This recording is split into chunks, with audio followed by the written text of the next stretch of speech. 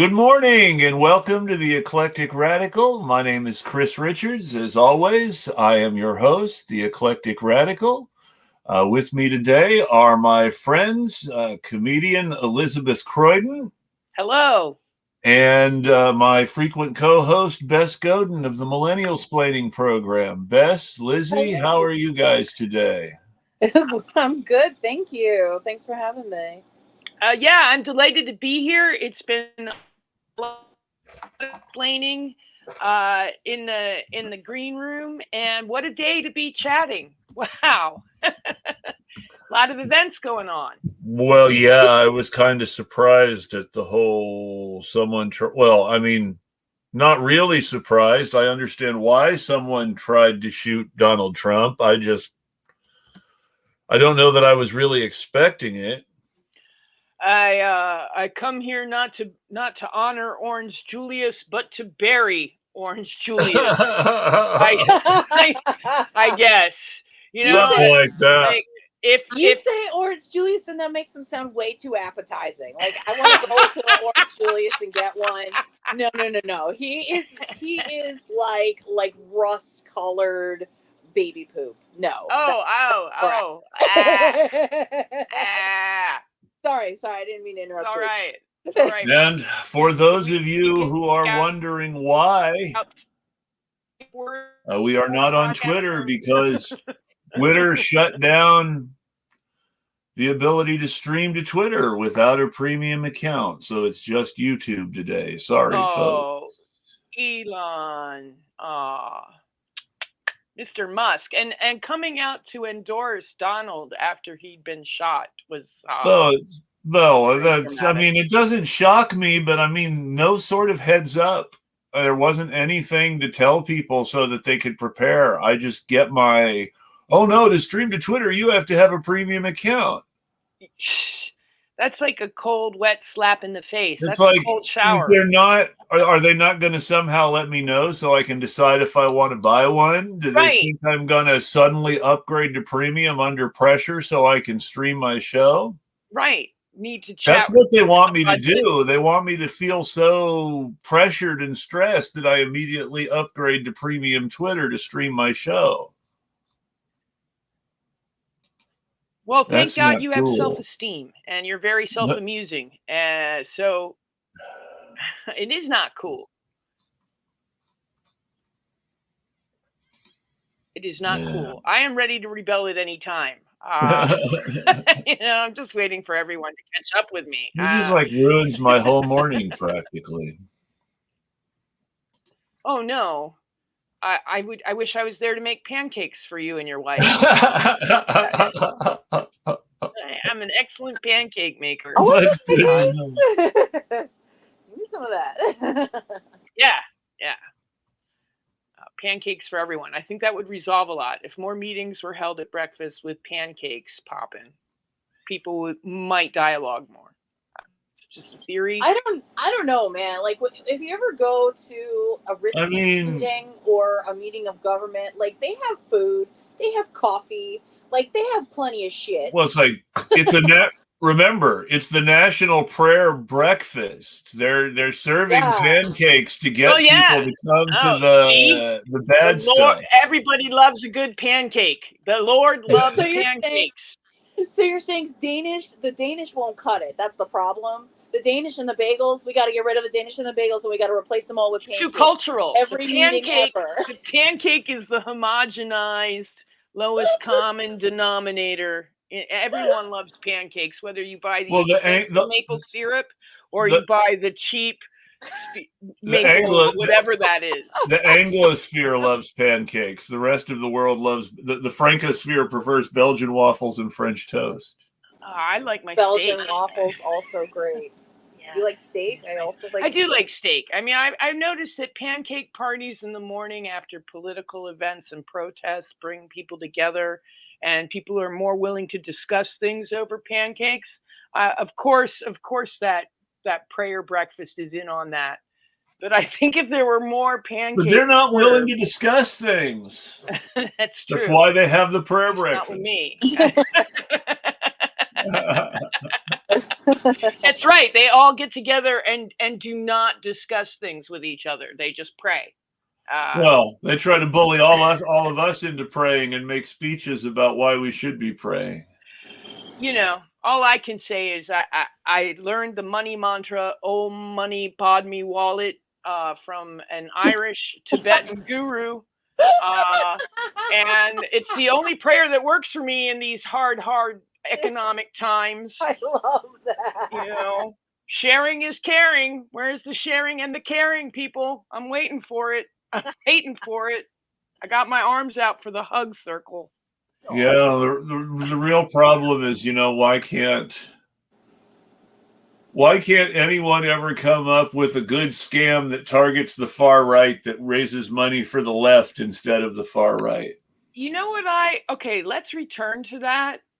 But I wonder how long Elon has made this decree about investing, since you didn't get a notification and Elon endorsed Trump yesterday. Maybe Elon doesn't want to wake up to a brunch of a bunch of dissidents who are not voting for OJ or Orange Julius or the rust-colored poopy pants.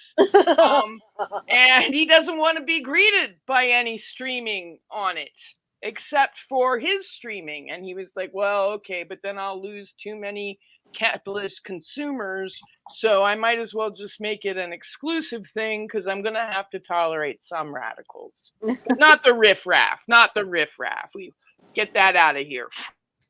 It's very frustrating I already have to pay for my streaming software. Having to pay for a Twitter account to stream to Twitter, that's just... It's a lot, man. It's like $8 a month, right? That's a lot. Well, it's not that it's a lot. It's that... I think so. It's annoying. It is. I mean, depending on, what your income situation is. That's true. I mean, honestly, to me, $8 a month is a lot. Well, it's a lot for Twitter. That's the way I would put it. I mean, $8 a month, if you're using it in place of more expensive television options, then $8 a month isn't very much for like Netflix or Hulu or something. But again, my budget, it still would be. No, and that's fair. Yeah. I'm just also trying to think in terms of, what you're charging for the product you're getting too. Right. It's like, I can't see anybody running out and screaming about the great value of $8 for a Twitter account. Well, they're gonna keep taking away your privileges until that happens. What? You can talk to blue check people if you have a blue check. It's like the Sneetches, the star belly Sneetches with stars upon theirs. Yeah. If you have a blue check, you can talk to John Cusack. You can talk to...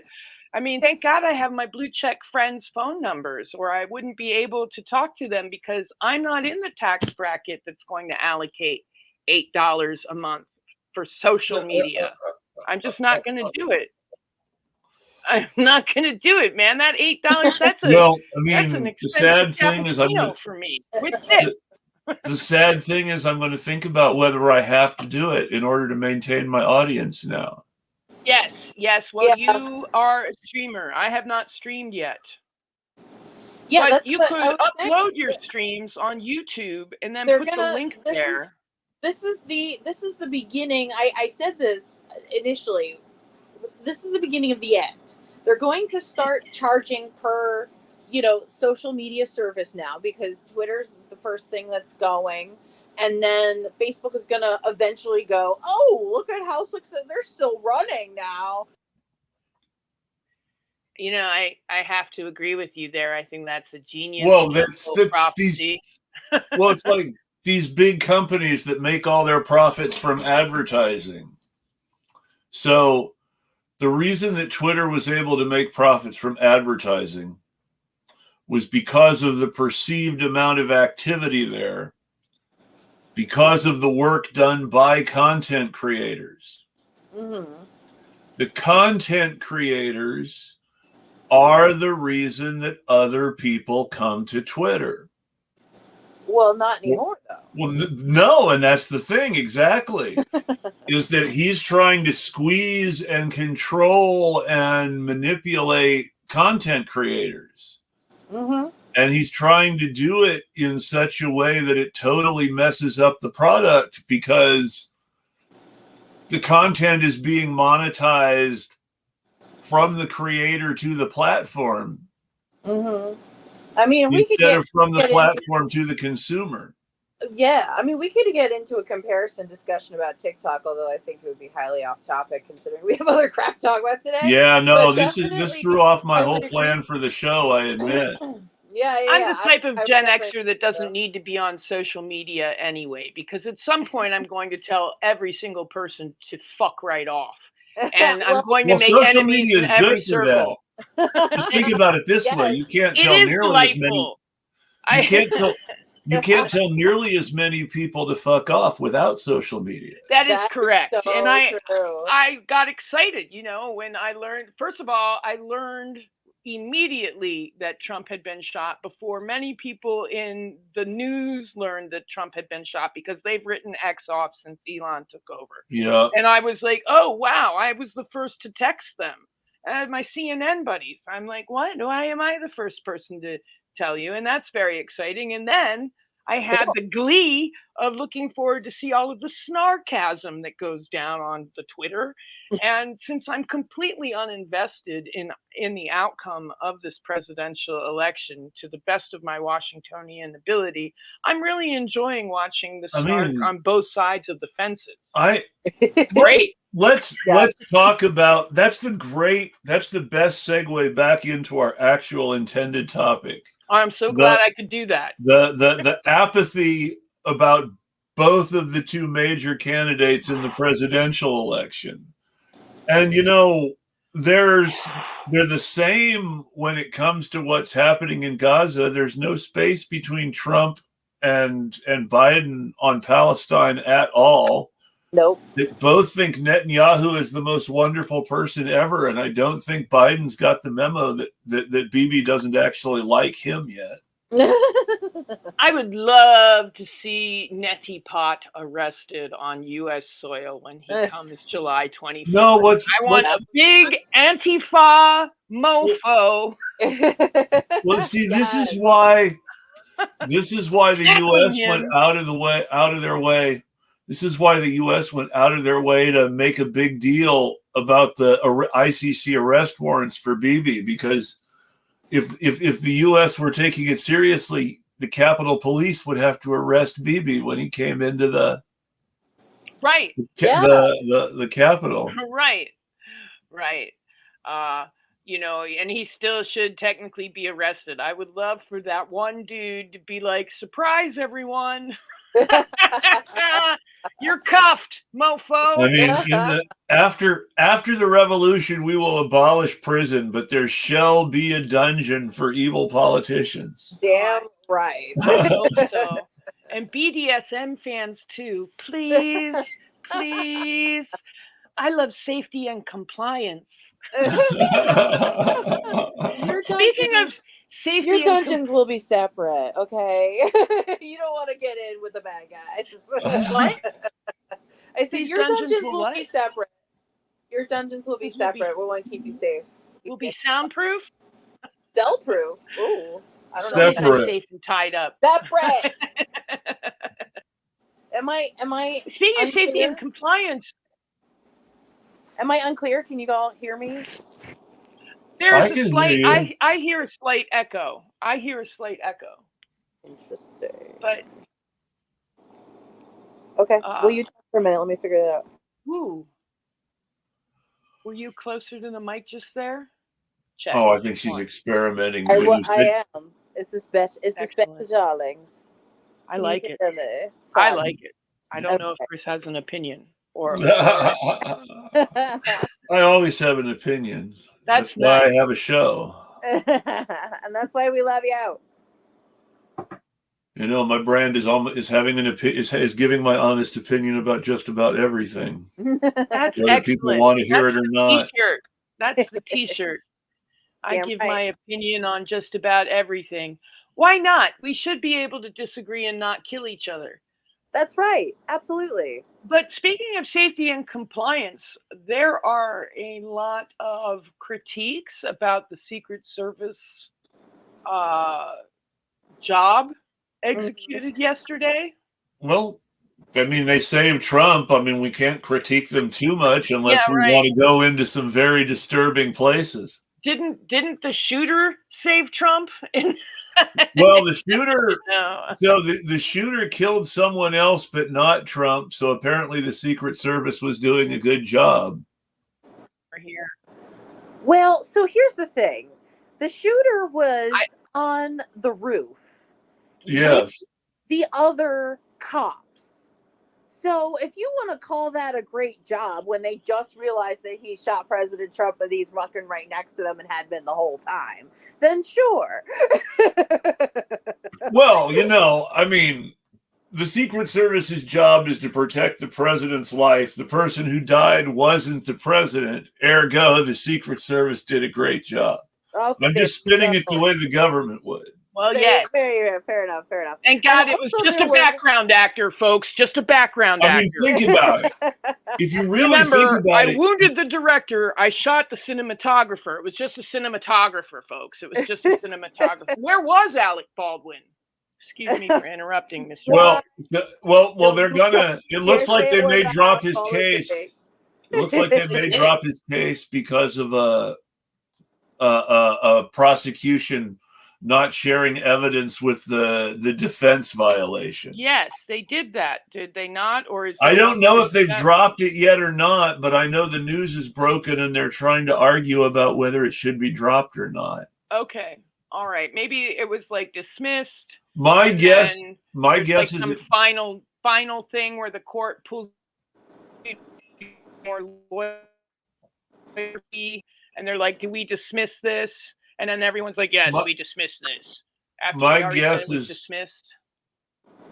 My guess is they drop it and they dismiss it if they haven't yet. Yeah, because I mean, they wouldn't if it was the prosecution withholding evidence from a black guy's lawyers, but hey, it's a rich white guy. Oh, yeah. Yeah. Well, yeah, and he was an actor who didn't load the gun, though.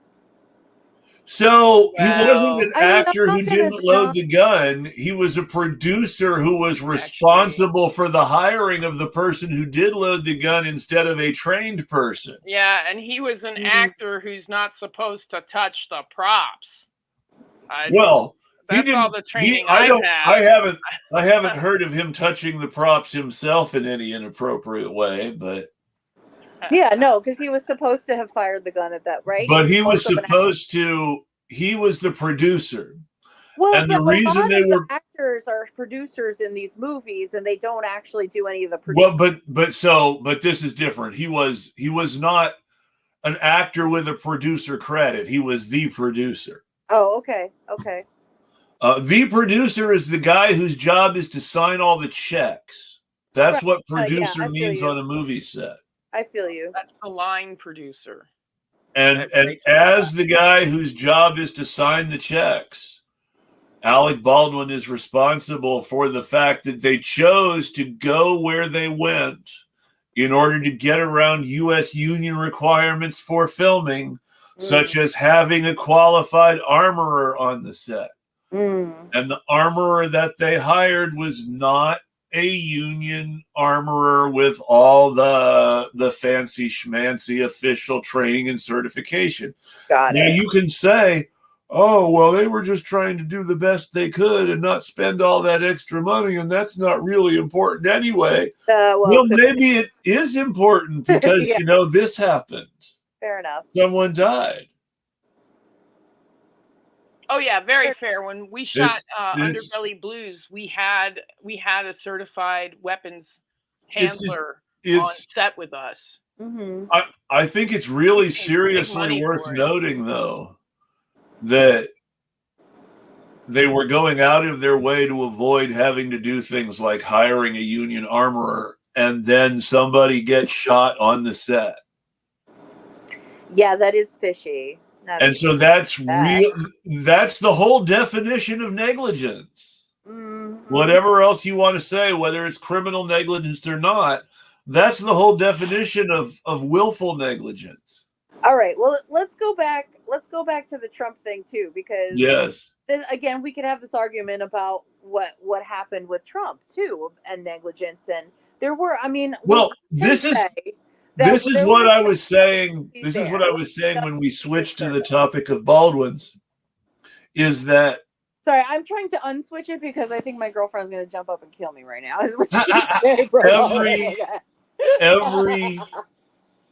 Every success the Secret Service has ever bragged about is a failure. And the fact that someone can get close enough to actually take a shot at the president is a failure in and of itself. Oh, yeah. Oh, and you failure. can talk all you the can BBC. talk. Have you seen the interview of the BBC journalist that found the witness? No, I have not. Oh, now I'm interested. I'm shutting up now. Oh, a BBC journalist interviewed this chap attending the rally, who went to the Secret Service and said, "Hey, there's a weird dude on the roof, man. You should check that out." Like how? Whoa. And then you have him. You have those two snipers and sharpshooters on the roof had him in their vision, their line of vision, before taking a shot. It's very difficult for me to believe that they didn't know he was there. Yeah. Well, I think the argument is that he was, by the clothes he was wearing, he was able to blend in. Because this is the argument I've heard. Since when has orange? Oh, the shooter. Okay. The shooter. I mean, like Donald Trump blending in. All right, I've heard it all, folks. Please. Not the undelicious orange Julius. No. I don't want. Yeah. The unappetizing. So, this is what I've heard, that it wasn't just the Secret Service. There was also local cops. There was also state. There was also Fed. There was I guess there's always a mix of different police forces there, and comms between them is always shit in these situations. That I can completely believe, absolutely 100%. So it's possible that this is the theory. It's possible that everybody saw this guy and they just assumed he was one of the other guys. One on the other guy's team.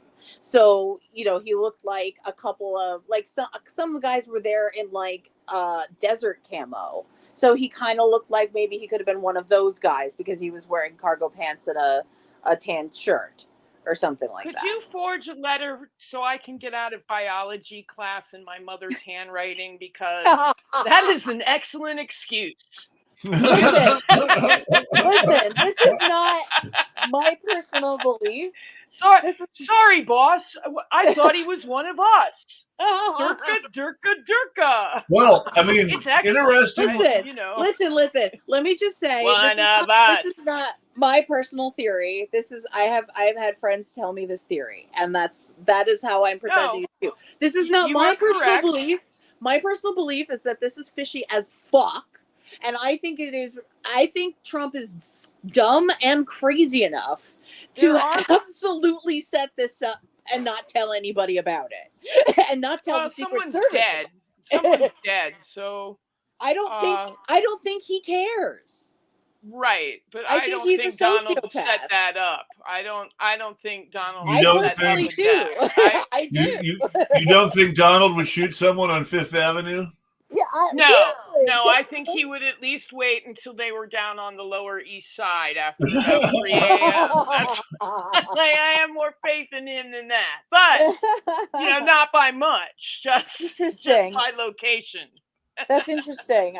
I'm surprised to hear you say that. I have no respect for him whatsoever. I don't believe he has any respect for human life. I believe that he believes it is some kind of like drug-induced, God-given destiny for him to be president again and to lead a revolution, and he is completely the sacrifice. To tie into the one they thought he was one of them. The shooter was a registered Republican, so one of them He was. Right. Right. Yes. And I guess he took never being a never Trumper kind of seriously. I think that on a certain level, you have to respect your enemy. I mean, he has had a reality TV show. He did get elected. If you look at the optics of what he is doing with his base and his crowd, he is a fantastic performer. I'm not saying I disagree with that at Amazing all. performer. I respect him a lot. You know, what a rapist. In the way You got to that I would respect those respect- numbers of rapes and getting away with them. I mean, what is it, like 34? Well, that's what I'm saying. 34 rapes and Well, let's settlement, be- You can settlement, do this. settlement. That's what. But that's you know, what I'm if saying, you though, is that you can do all of those things and be a sociopath. it's not like Well, I don't I think can you're normal still if you do all respect him those for things. doing some successful First- shit, but he is also a fucking. Are you trying to get a word in edgewise on your show, Chris? Yes, First- everybody. first, let's not underestimate. Let's not underestimate the fact that.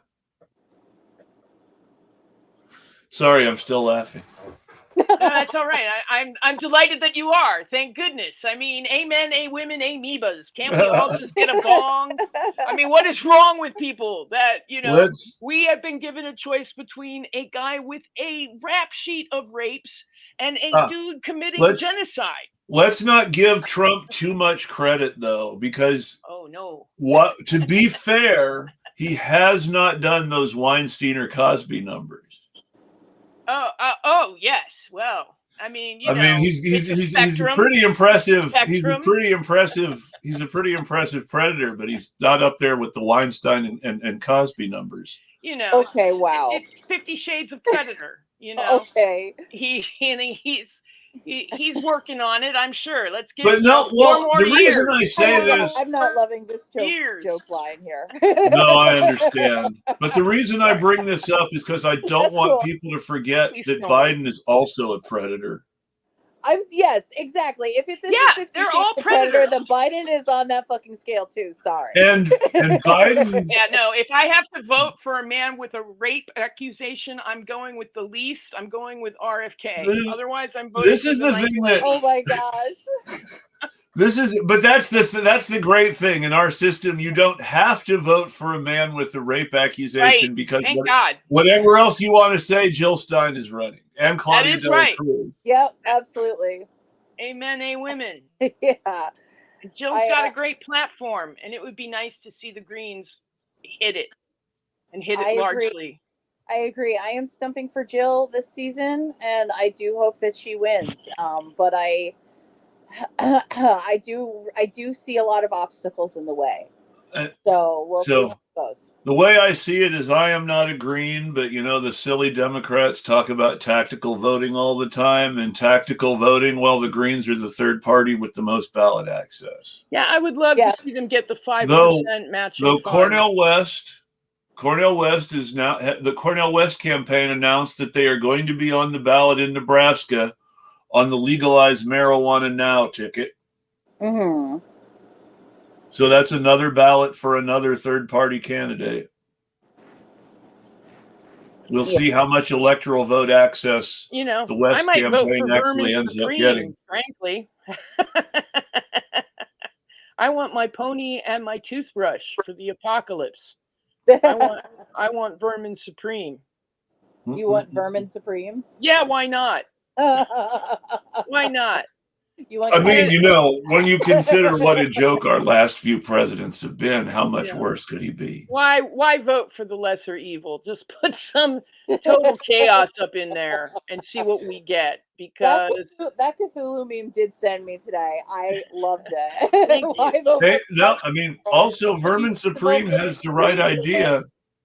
Being the president is mostly about entertaining people. Yes, they are fantastic entertainers. I mean, were you not entertained about the golf conversation in the debate? It's Caddyshack 2024. And he's definitely not carrying his own golf bag now. I mean, that does bring some disturbing implications about the role of president as a figurehead. You know Well, what it's the entertainment division of Zappa. And Zappa's father worked at a weapons manufacturing company. Um, so he grew up like me. He grew up with that kind of stuff just in his life, just swimming in it. So I mean, Biden's definitely not running this country right No, now. And no. you can't run the country without a team of people. You can't run the country with I worked press dementia. on Bernie's campaign, his rally in Cali, and I've worked as a high level bartender at the Kennedy Center for the president. Clinton was the president at the time, and I know what security is, and there was not security at this rally. This was, I mean, someone should be fired, quite frankly. But like, I understand that there's intercommunication. There's always intercommunication, and some of these guys will be like, "Oh, I'm tired of dealing weapons. I think I'm going to go work security on a movie set. I'm going to call my buddy." Because the CIA and the DOD have these contracts, and they trade information. Black Hawk Down did not use Hawk helicopters, right? And when they shut down a private road, so Johnny Depp has to go hot tubbing, the private security, which is more expensive, will call the state police, and the state police will give their fee, and everyone's very excited to work for celebrities.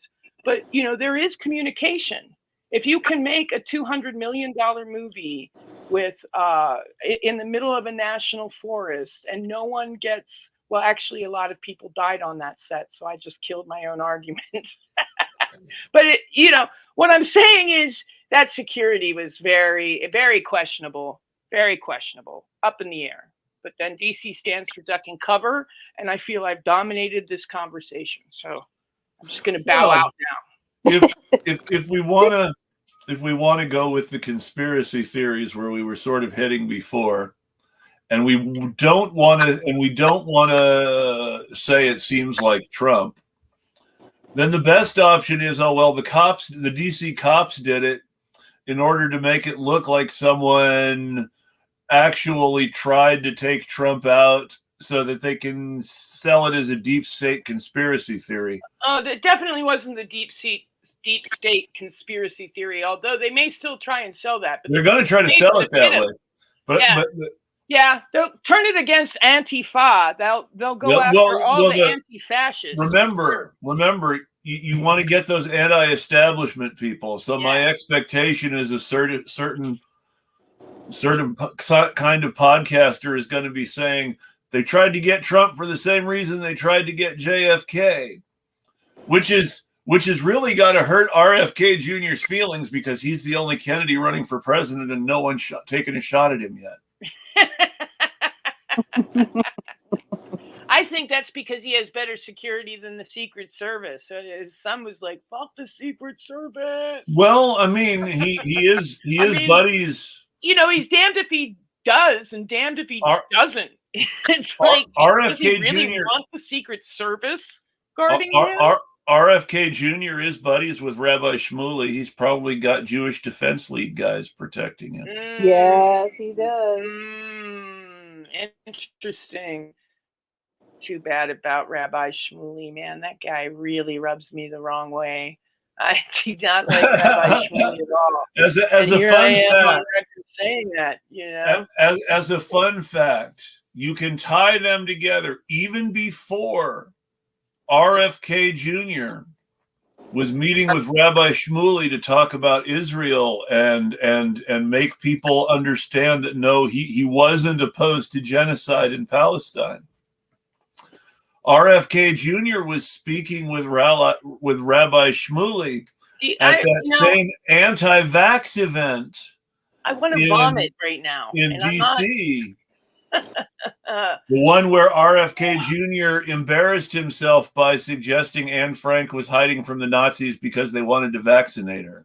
Oh my fucking God. What? Whoa. Yeah, see, this is why I've tuned out.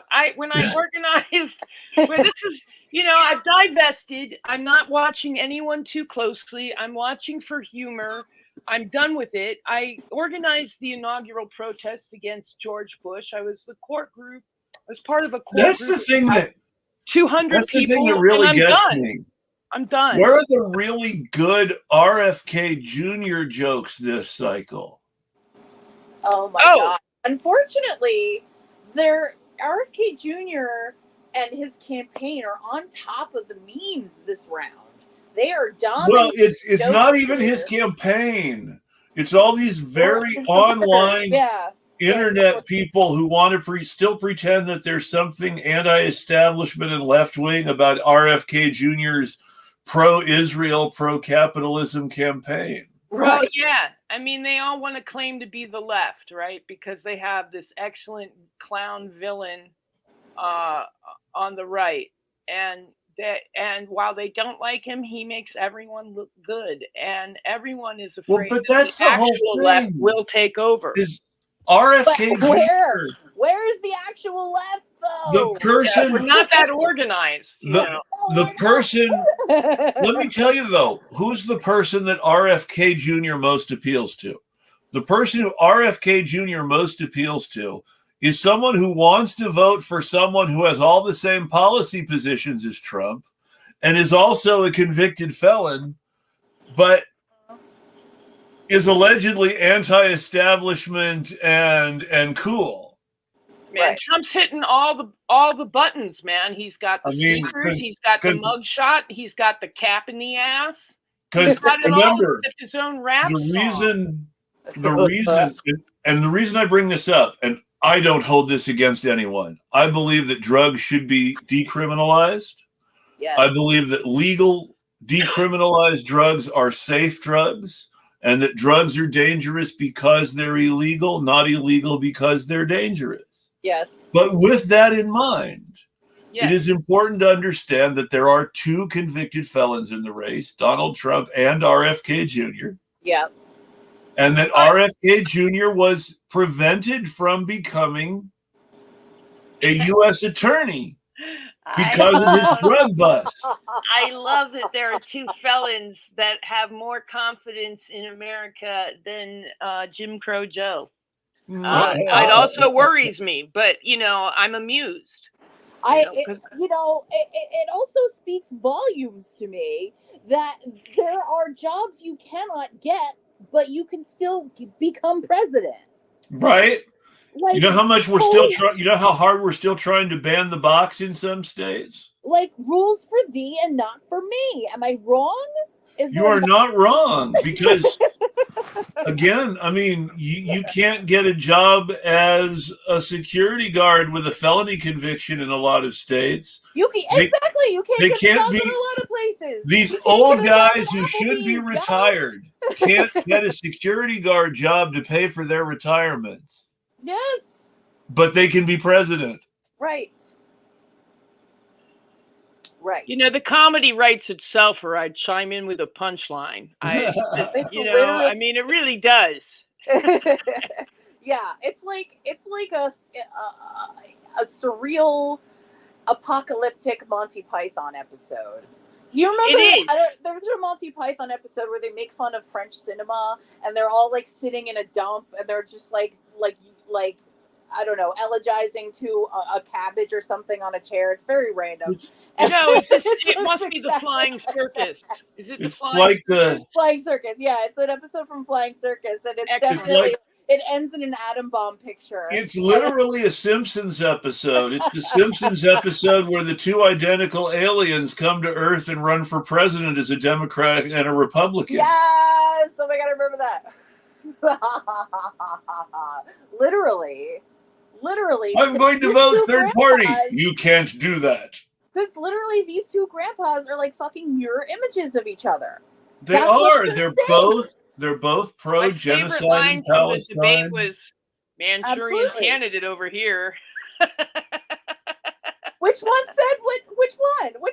Trump called Biden a Manchurian candidate. Manchurian candidate over here. Well, I'm like, oh God, he's gonna win. What that means in the irony, bro. First of all, And this is the most fun part about it. The Manchurian Candidate wasn't actually a foreign agent. The Manchurian Candidate was a stupid putz whose wife was the foreign agent. Yeah. Useful idiot. That's what's so funny. If you've ever seen the movie, it's not the candidate that the Chinese are trying to make president who's the bad guy, despite the title. It's the candidate's wife, played by Angela Lansbury. She was amazing in that role. She's amazing. And I'm sorry for spoilers for anyone who hasn't seen that movie, but if you haven't seen that movie now, you deserve the spoilers. Yeah, absolutely. Yeah, that and the Kane Mutiny trial with Captain Queeg and his squeezy balls. Yes, the Kane Mutiny is another classic, though.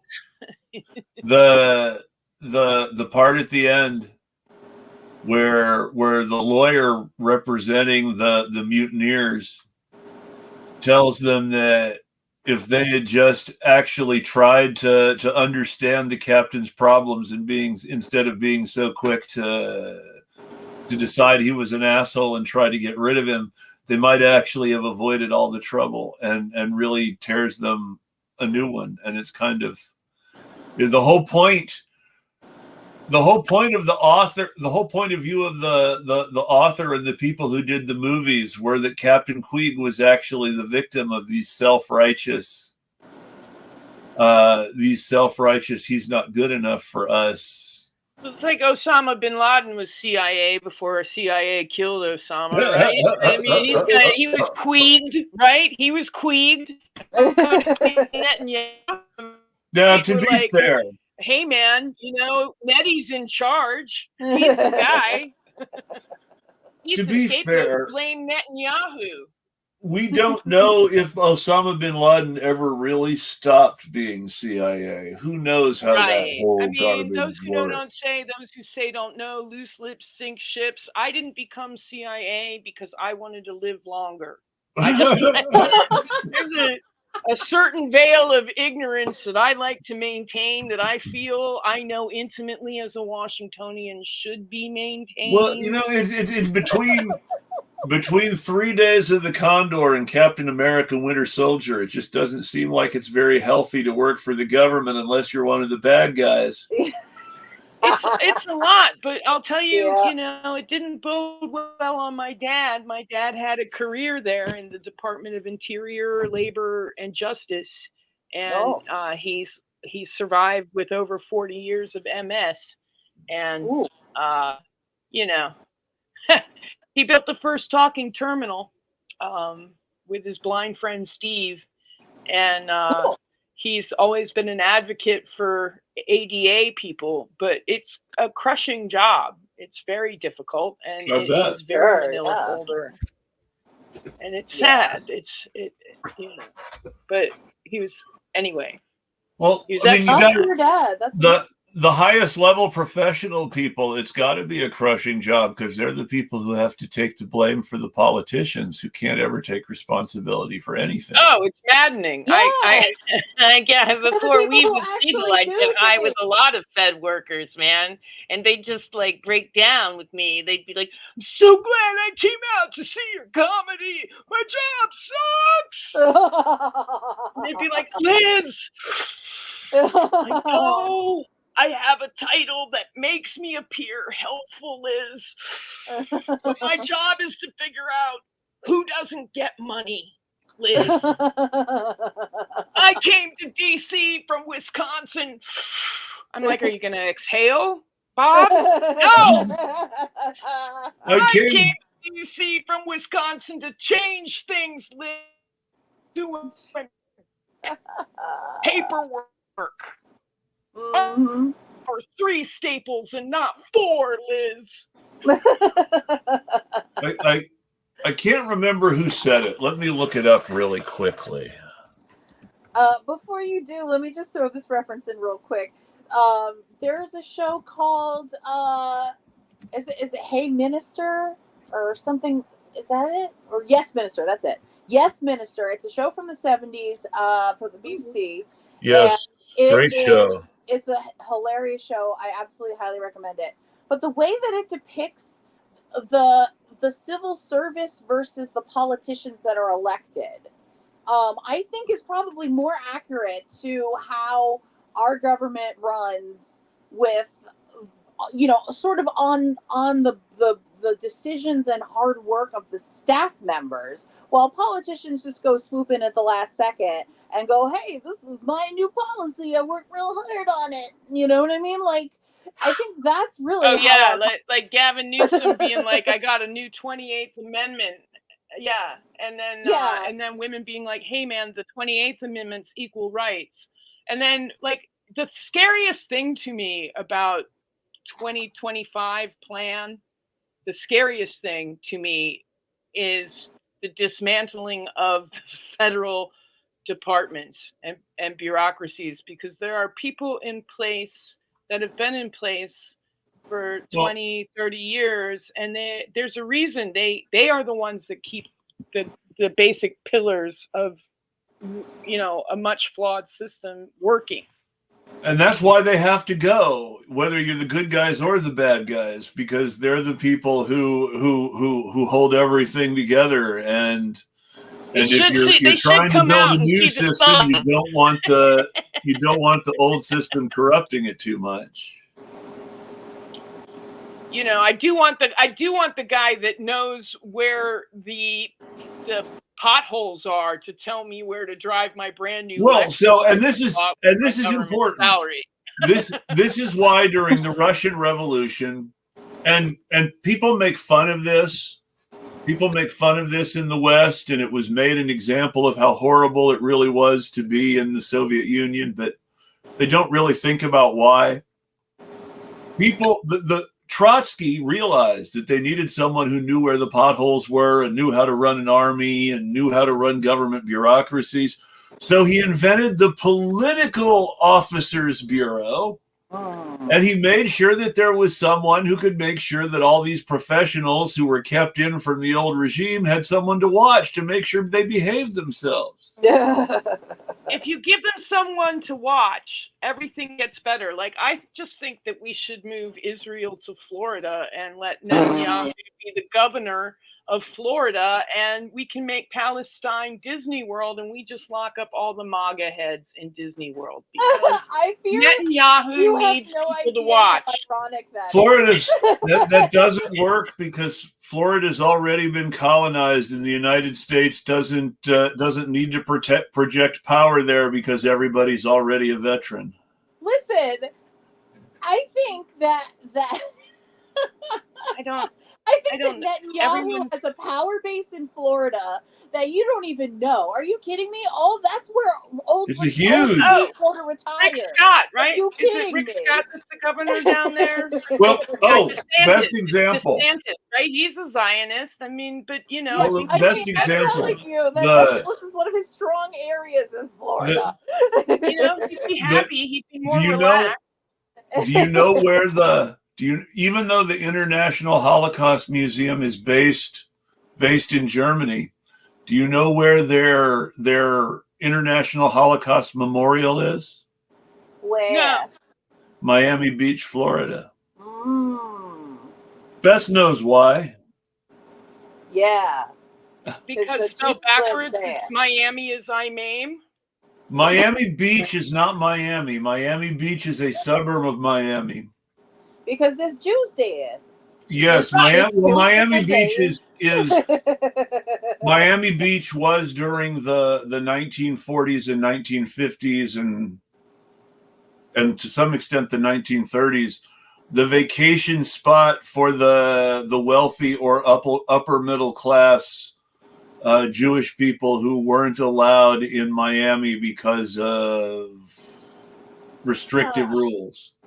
Yeah. All the prejudice that goes down in this country. And that's why everyone feels that they're entitled to be prejudiced. Yeah, well, that's the sickening thing. Oh, I'm sorry. No, go on.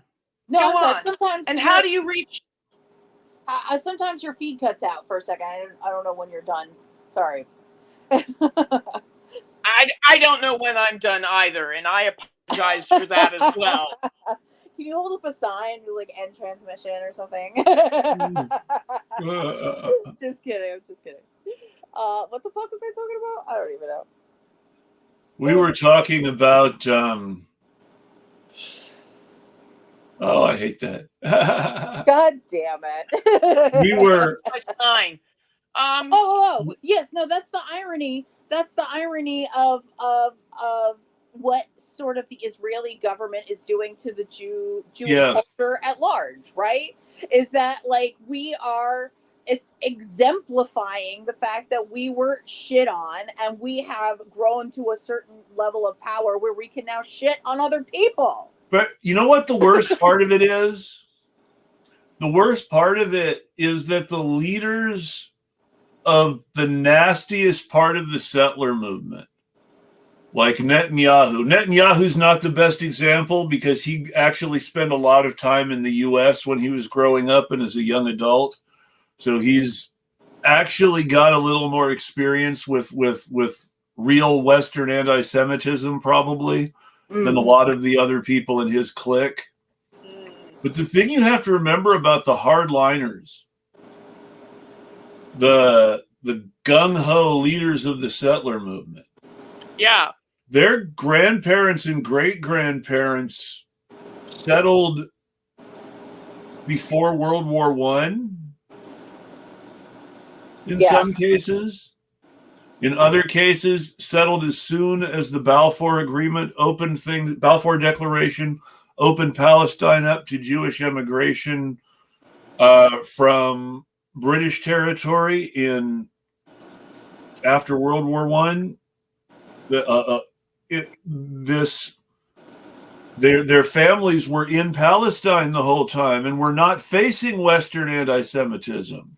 So the people complaining about anti-Semitism and saying we need to destroy everybody else so that we can be safe have actually have the least experience with facing actual anti-Semitism of any Jews in the world. Well, you know, it just occurred to me when I was really thinking about that because it's not just the Holocaust. Somebody said to me the other day, they thought Netanyahu's family were Holocaust survivors. I said that to you. That's right, you did. Yes. And I explained his actual family history. Yes, I know. And you, oh my God, you blew my mind on that. And I'm so stupid for repeating something I don't know. But no. No, you're not. I will say this, that that we have as a culture focused, we meaning American Jews, have as a culture focused so heavily on the Holocaust of late. And that is sort of what we've instilled into the generations that came afterwards. But in reality, there is a very long history of Jews being oppressed, as we all know. And a lot of that oppression, too, was coming from the turn of the century. It was coming from Russia, pogroms, and the eventual change of government there, right? And this is where came up to New Mexico and raised their kids Catholic. Then all of a sudden they're like, "Wait, we were Jewish? What?" This is where the founders of Israel came from, is Russia and Poland for the most part. Right. And so I'm speaking specifically of my family history because that's where I come from. And my family came from that area to America at that time. Yes. Yeah. But some people, you're right, went to Israel. And I'm saying the communities that went to Israel and the communities that went to America were from the same shtetls. Yeah. Okay? We are related. A lot of people in this country are related to people in Israel. To the point. A lot of people in Israel do not like what Netanyahu is doing, and it really angers me that the media isn't covering the arrests of the activists that are attempting to hold Netanyahu. You're absolutely right about that. Getting their loved ones home. Well, and that's what's really interesting is that the people who are most coexist. The people who most want some sort of negotiated peace are the people whose families are hostages. And they have been very angry at Netanyahu for keeping the war going and putting their families at more risk, and in many cases killing their friends and families. Right. Absolutely. And that is worth saying. That said, it's also worth saying that Netanyahu's opposition, the people for the two-state solution, basically want a two-state solution in which first there are two separate Palestinian states instead of one, Gaza and the West Bank, to divide the Palestinians even more. And second, they want to control all the borders the way they control all the borders now. And so how is the two-state solution different from the occupation in those circumstances? Yeah. Yeah, that's a fair point. Well, it makes travel a little more difficult. It makes people's lives a little more micromanaged. Yes. Keeps the Palestinian Authority away from whatever government Gaza will have. I can't believe that you would have Hamas leadership come in and lead the survivors that get to stay and help build the canal to the oil fields in the ocean, or help develop subprime mortgage Godzillas in place of what was their home. I can't imagine them being allowed to be ruled by Hamas, and Hamas has been relatively rude to them, to keep it understated. So well, they want to occupy geopolitical terrorism. I mean, Bibi has Hamas on speed dial. He knows where they are. He funneled the money to them and made them billionaires. And all the discussion of what will happen after this, coming out of Bibi's orbit these days, sounds like they intend to reoccupy Gaza and make it like the West Bank again. Yeah. And I guess on the bright side, that ends the siege, maybe. But on the downside, that puts people into even more daily contact with the IDF. And the IDF is MIT security is now IDF trained. IDF. Yes. Our college campus kids. And I didn't realize that the tech community and all of the geeks that attend MIT were such terrific threats that they would need IDF cross training. Well, I mean, of course, keep all the kids safe. I'm sure that's the purpose, right? MIT does a lot of research. MIT does a lot of research for the U.S. and Israeli governments, remember, too. More police does not equal less rape. Yeah. More police equals more rape. Come on. Because cops are usually rapists. Yes, come on. This is, I mean, the quote, the best worst cop joke is still. Now remember, folks, we know we can trust cops because 40% of them admit they beat their wives without being asked. It's so nice when you can give a free beat down to someone, be it a homeless scrub or some commie that's kid with really a podcast. But I mean, if you look at anything forbidden, you assume there's always more people doing it than admitting to doing it because it's forbidden. Right. And only the most brazen people are going to admit it. I really think that's where the flaw is in the policy of the 2025 agenda is getting rid of porn. You got a lot of secret Christian fetish porn fans out there that'll be like, Lord, I wanted to vote for Donnie, but I'm voting for Biden. He's a decent Catholic and he'll keep the porn. So the thing to remember about Project 2025 is Project 2025 is everything the Republicans have been saying they're going to do since Ronald Reagan. Right.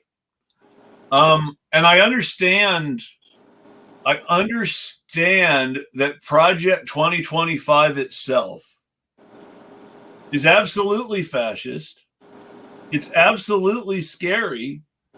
And the things that the Republicans want to do are things that should terrify us. But this is the same Republican Party that the Democrats have been bipartisan with since Ronald Reagan was president. Mm-hmm. So are they really serious about stopping Project 2025? Wait, can you clarify? Oh, it's very convenient for Agenda 21 and just basic control. And, Biden could set precedent right now and call Bess it the was going to National ask Archives. something. And I'm sorry. No, I Can was I just clarify? yeah, can you clarify the porn aspect for me, please? You made a joke about Oh, it. they want to make porn illegal. It's on the list. They want to ban porn, Porn illegal. Ultimately, their goal is to ban recreational sex. They want to make it so people only have sex to have babies, and every time people have sex, they do have babies. Okay, wow. I mean, that's just gonna bring us back to the time. Like what that community, that sexual community, is not going anywhere. No. You illegalize it, it's just gonna grow crime. To jail. Well, of course. But you have to understand, though, that from the point of view of the prohibitionists on the Nazi side, because let's face it, the Republicans are a Nazi party. Yeah. Oh, yeah. The people on the Nazi side who call themselves Puritans know that porn isn't going to disappear. Right. They know that porn is still going to exist illegally in exactly the same way that child sexual abuse material exists, even though it's already illegal. Yeah. That revenge abuse material exists, even though it's already illegal. Yep. That every bad thing that people do illegally that orbits around the consensual behavior that we call porn are things that people already do in spite of it being illegal. Mm-hmm. So they don't expect porn to go away because it's illegal. They expect two things. One, they expect to be able to punish people to make a show of how much more moral our society is now. But number two, they know that certain elements of their constituency will profit more from prohibition than from decriminalization or even legalization. Why? That is correct. Well, Why? in prohibition times, there was something like 300 bars prior to prohibition in Washington, D.C. And when prohibition hit, demand. There was 3,000 speakeasies. Yeah, there were 300 saloons. There were 300 saloons. Okay, but only men attended them. This is a real important difference that people don't understand about how prohibition was good for the sexual revolution and social equality between men and women that I love to talk about. Oh, because nothing levels the playing field and makes people think of each other as equals and friends, like committing crimes together. Yes. That's why David Graeber's last published posthumous book is Pirate Democracy, because people committing crimes together find it very easy to be egalitarian. I love Graeber. I love David Graeber. God bless his soul. But this said, so the thing is that there's a movie. I love it. It's a great movie. Stars Edward G. Robinson as a gangster who's going straight after Prohibition ends and running a legal brewery. And I haven't seen under Prohibition, everybody was getting bad stuff because all the places that made good stuff had been shut down and weren't making good stuff anymore. So during Prohibition, everybody was getting bad stuff. After Prohibition, no one wants to buy his stuff because he's still selling the bad stuff and everybody's selling the good stuff again. And he wants to bring Prohibition back instead of trying to make the product better. And it's just that's really what that's we're a lot like the seeing. current weed industry. That's what we're Yeah, I was seeing just from thinking that. capitalism. That's what we're seeing from capitalism right now. Is we're seeing them wanting to criminalize large swathes of people to make certain things more profitable again. Interesting. Well, and also to throw people in jail for slave labor. That's important too. Don't. You've got to get those free workers that you don't have to pay. Yeah. Right. Prison furniture. It's so cheap. It's so available. And people talk about private prisons so much that we forget that whole states are in this business. That's why when she was Attorney General, Kamala Harris said things like, well, we can't let nonviolent pot offenders go. We'd lose their labor. Literally. Bitch. The state needs their labor. Ugh. And why does the state need their labor? Because they're selling it to corporations. Yep. Well, now that we've all painted a beautiful, cheery Sunday painting, why don't we all just go to brunch and ruin some liberals' days, shall we? I mean, there's nothing. My personal revolution, because I do believe in disorganized revolution, is that I do hit the brunches and I do talk very loudly around the liberals in my. Well, you go to brunch. Generally speaking, they're probably an attorney, You go to brunch. You sit down at a table with a bunch of liberals and act like you know them and belong there and you're part of the family. Oh, that's hilarious. And then you just casually say, and what do you all think about that awful shit happening in Palestine? Oh, yeah. Yeah. I like to sit next to them with others in case there's a rumble. That's fair. Goy, crazy goy. Stay cool, goy. West Bank story.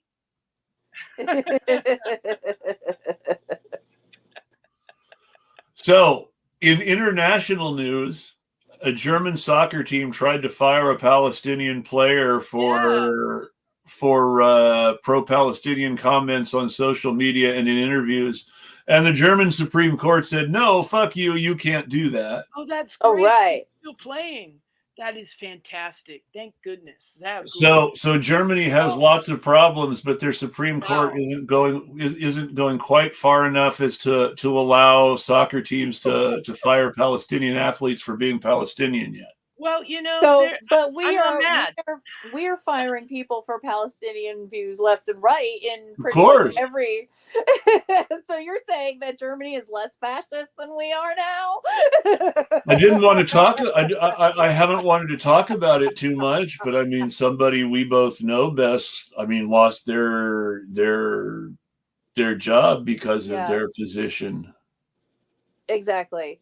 It's happening everywhere. It's happening everywhere. It's happening in the media. It's happening in local, everywhere.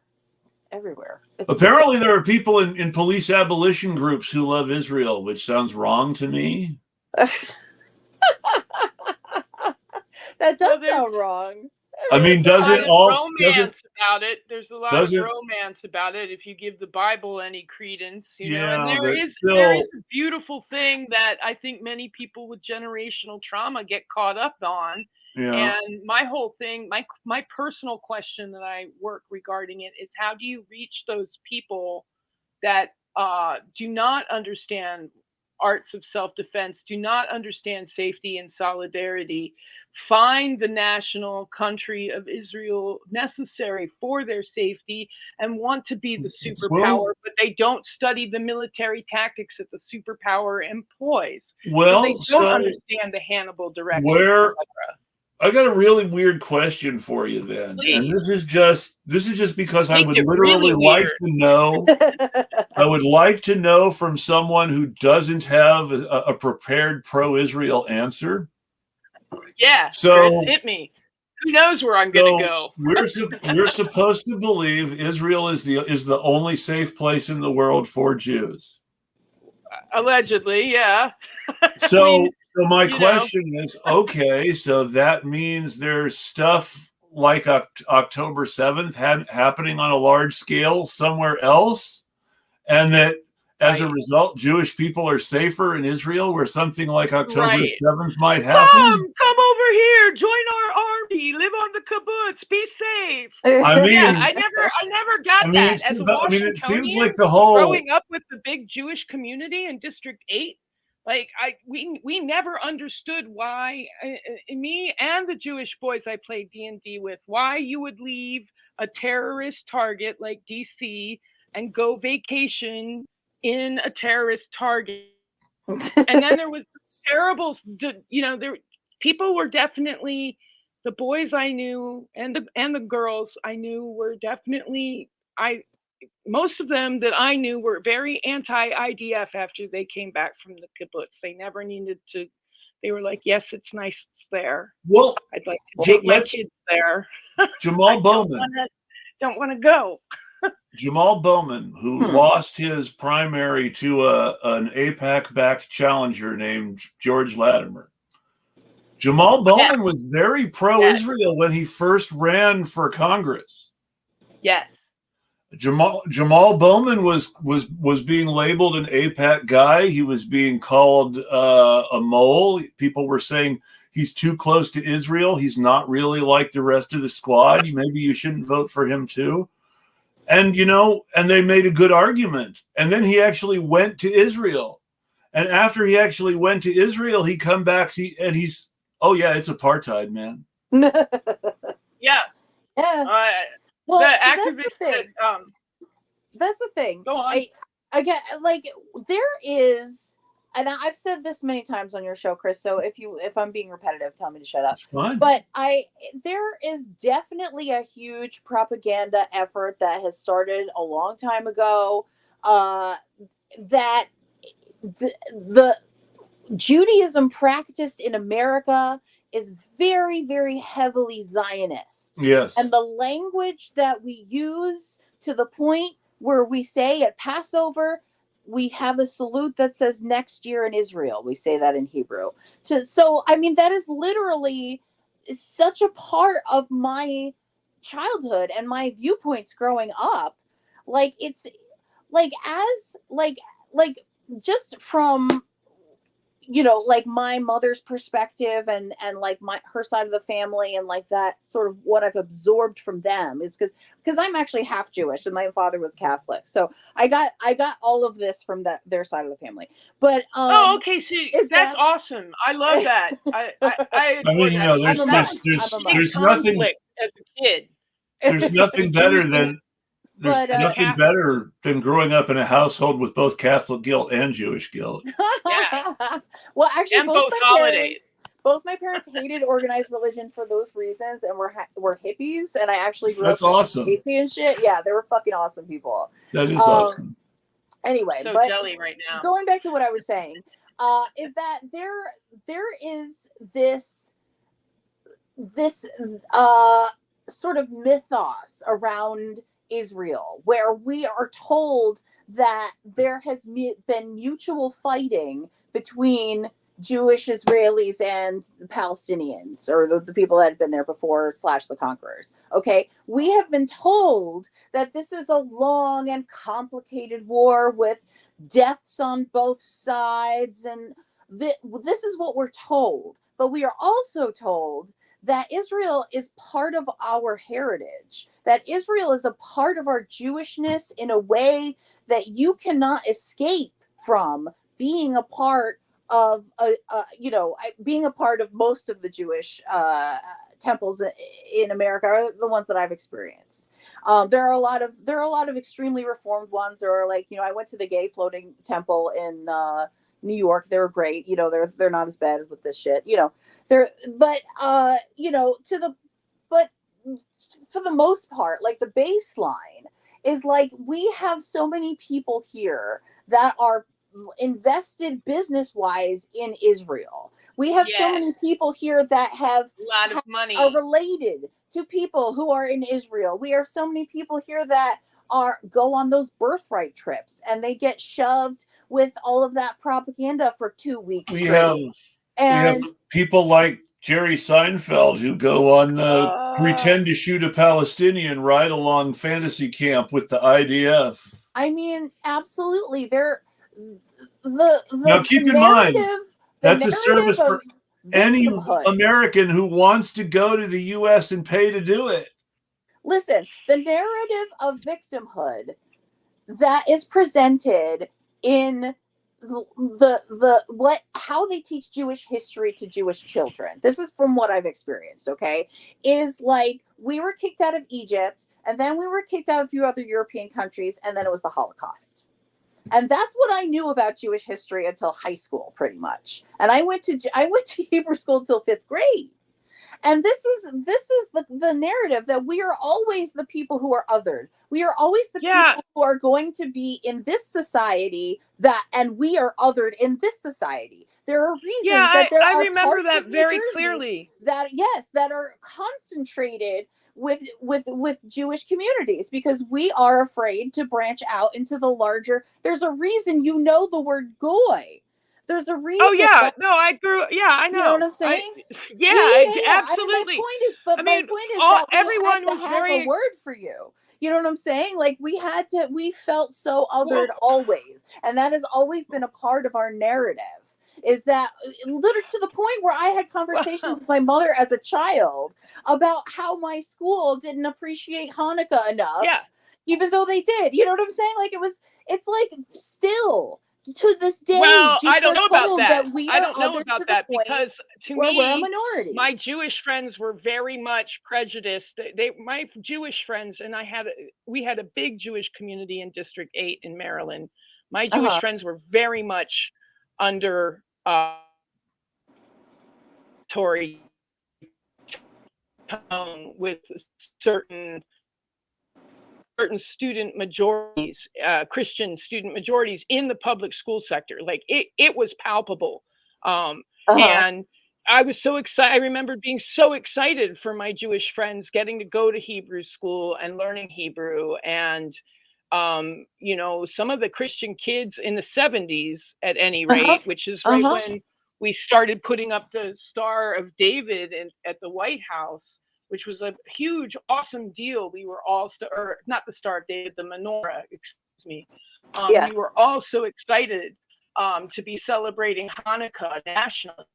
Yes. These Christian kids, this nation, they're brought up to believe that the Jews killed Christ and every Jew is out to get them and to cheat them. And Mandela, did they show it? And it was very upsetting to me as a kid who was brought up to like everyone to watch that. And it wasn't until the 80s that we started getting the kids in from the Shah and Iran.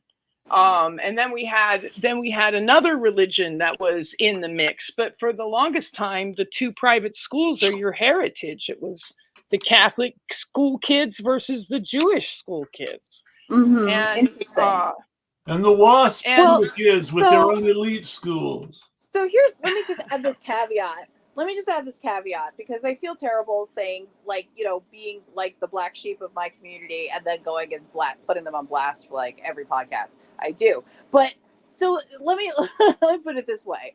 There are plenty of Nazis in this country. There are plenty of people who blame the Jews for everything. There are plenty of reasons for Jews to feel victimhood, okay? Yes. I'm not saying that doesn't exist. I'm absolutely not saying that whatsoever. I absolutely agree that it does exist. And yes, there are valid reasons that Jews stay in tight communities. There are valid reasons. But on the other hand, the book Never Again was written in the 70s about how Jews should go to Israel and create an ethno-state so that they can kill everybody else. I mean, it's a choice. I'm saying that it's a double-edged sword. You know what I'm saying? I'm saying that you have to so does the CIA and weapons dealing in the States. Well, everyone wants to. There are three major strains of white supremacy.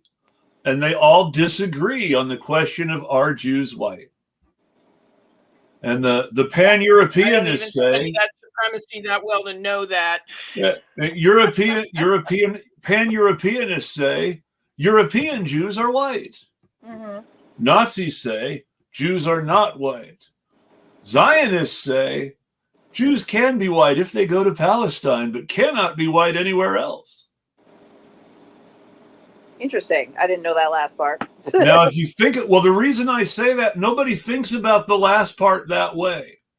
But when you listen to what people in Israel, especially in Israeli government and military, say about anti-Semitism in the West, you have to understand that there are many people in Israel who deeply believe that it is anti-Semitic not to let them genocide the Palestinians when America has genocided the indigenous people here. Yeah. And how sick is that? How sick is that? You did a wrong. I want to do the same wrong. And they believe it is their right as people settling Palestine to do in Palestine as English-speaking people did in the United States, Canada, and Australia. And South Africa. Don't forget South Africa. Oh, yeah. Well, it's like arguing against the CIA. If someone doesn't run and weapons dealing in general, if someone doesn't run the cartel, eventually someone else will. And how do you stop and de-escalate that? Like one thing I like is information. People that are very excited and are supporting what's happening need to understand what the Hannibal Directive is, what these bombs do. And some people don't look at it that closely. They're like, oh, just clean it up. Even Haaretz. Get it done. Haaretz yes. now says, number one, that the Hannibal Directive is responsible for the majority of people who died on October 7th. Yes. Which then brings us to another question. So if you get taken hostage by the people resisting the occupation, you will then be killed by the military enforcement of that occupation. That's supposed to keep you safe, so it can be blamed on the terrorism of the oppressed people. That's insane. Can you imagine serving in that army knowing you might have to kill a friend, a family? So now let's go to the next step. Everybody in Israel, unless they have a religious exemption, serves in the IDF. Everyone, unless they have a religious exemption or they're willing to serve prison time every time the government tries to call them up. That's one way to propagandize the population, isn't it? So, and now they're trying to pull that shit here too, aren't they? So the whole justification of the Hannibal Directive thing is, well, these people have been in the IDF. These people understand the stakes. All of our citizens are committed to this. We should not treat our own citizens as civilians. We should treat our own citizens as captured combatants. And so what you've got the Israeli military establishment themselves treating their own people like they're not civilians. Wow. And so then how are we supposed to believe any Israelis are civilians if the Israeli government doesn't? Yep. The voice I really like to listen to in Israeli parliament is Ofer Kassif, or Kassif. I'm not certain if I'm saying the name correctly. I watch him on Twitter. OferCassif. Very, very much into alternatives to violence.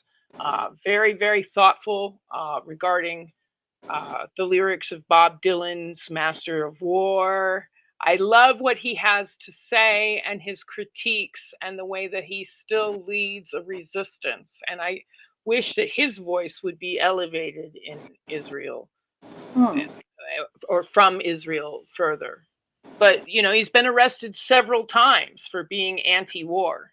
And I wonder when that's coming here on what is it level of I got a really silly question again. What is it with all these sharing his name? Why do we call it the free world if all these free countries keep arresting people for being anti-war? Yeah. Propaganda. I mean, in a free country, would they arrest you for being anti-war? Would they arrest you for being homeless? Not in a free country. No, they sure wouldn't. ACAB includes police states, folks. Yep. It's not easy being free. You have to make a lot of money. Yeah, serious. And Yeah, I well, think it would be nicer in the- concentrating on flowers or jeans that my wife thinks I look good in, or musical theater. in the But words free. in the words of Thomas Friedman, the process is democratic. $1 equals 1 vote. Yeah. Only in this case, it's more like $1 million equals 1 vote. It is way expensive, isn't it? Like $1 billion for the government election now? Is Well, so cost that's a the thing billion? is that A couple billion? The cost If to the- run this election cycle. well, remember Oh, that yeah. most of the cost of the election cycle is going to be borne by private donors and state wanna say that- governments. I And wanna the say it's federal like government pays 1.4 very billion. little. That's Hmm. true. But what Which were you is something saying to there? think about. I mean, and obviously, we talk about getting money out of politics, but we're the only country in the world where the election system works that way. They don't have large amounts of private donors funding elections in Canada and the UK, but those countries are still fucked up too. Right.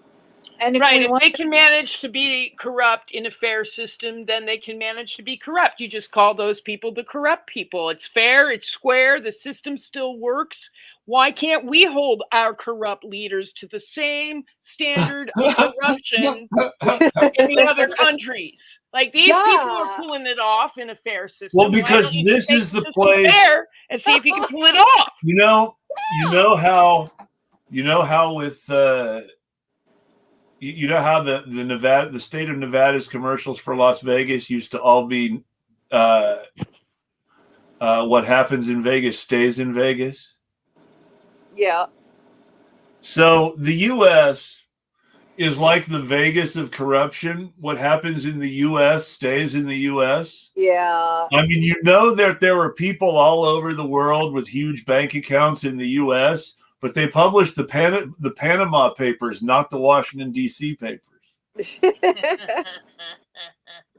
Should we use this moment to highlight Jill Stein's story about being denied matching funds? Yes, Yeah, you know, this is a good story to finally, cover. she I'm gets not matching funds. not partisan. I'm not partisan in this election at all, but you got to think about this when you talk about the idea of, well, if we can just elect the right person, we can make it better. Well, they're breaking their own rules to avoid giving a third party candidate who met all the criteria for federal money any federal money, Finally. saying nobody's ever qualified for this money before, so we already spent it, so fuck you. So here's how Right. Zainab Day put it to me, and I think she has a great take on this, and I think she might be putting out a video later today or Monday about it. I can't remember what she said, but I'm sorry to just jack your show for somebody else. No, this is good. But she put it to me like this. It's literally the excuse that the establishment has been giving to the rest of America about why no third parties ever get a chance in hell, or any independent candidates, is because they can never raise enough money to reach this matching funds point. However, Jill Stein has done so. Yes. And now they're not fucking granting that matching funds. So it's exposing the government as throttling third parties and independents, as they always have done. Yes. In a that's not the only place that way. they're doing that. Well, this is the point. The point of electoralism is to prove why we need a revolution, and this is a great example of that. Yes, let's get to this. Yes. I'll pour my brunch time Molotov cocktail. So the meme that everyone should think of, if anyone wanted to be creative or get a meme going on Twitter, the meme that everyone should think of is a picture of Winnie Mandela saying, "Ask this woman what she did to cops and judges while her husband was in prison."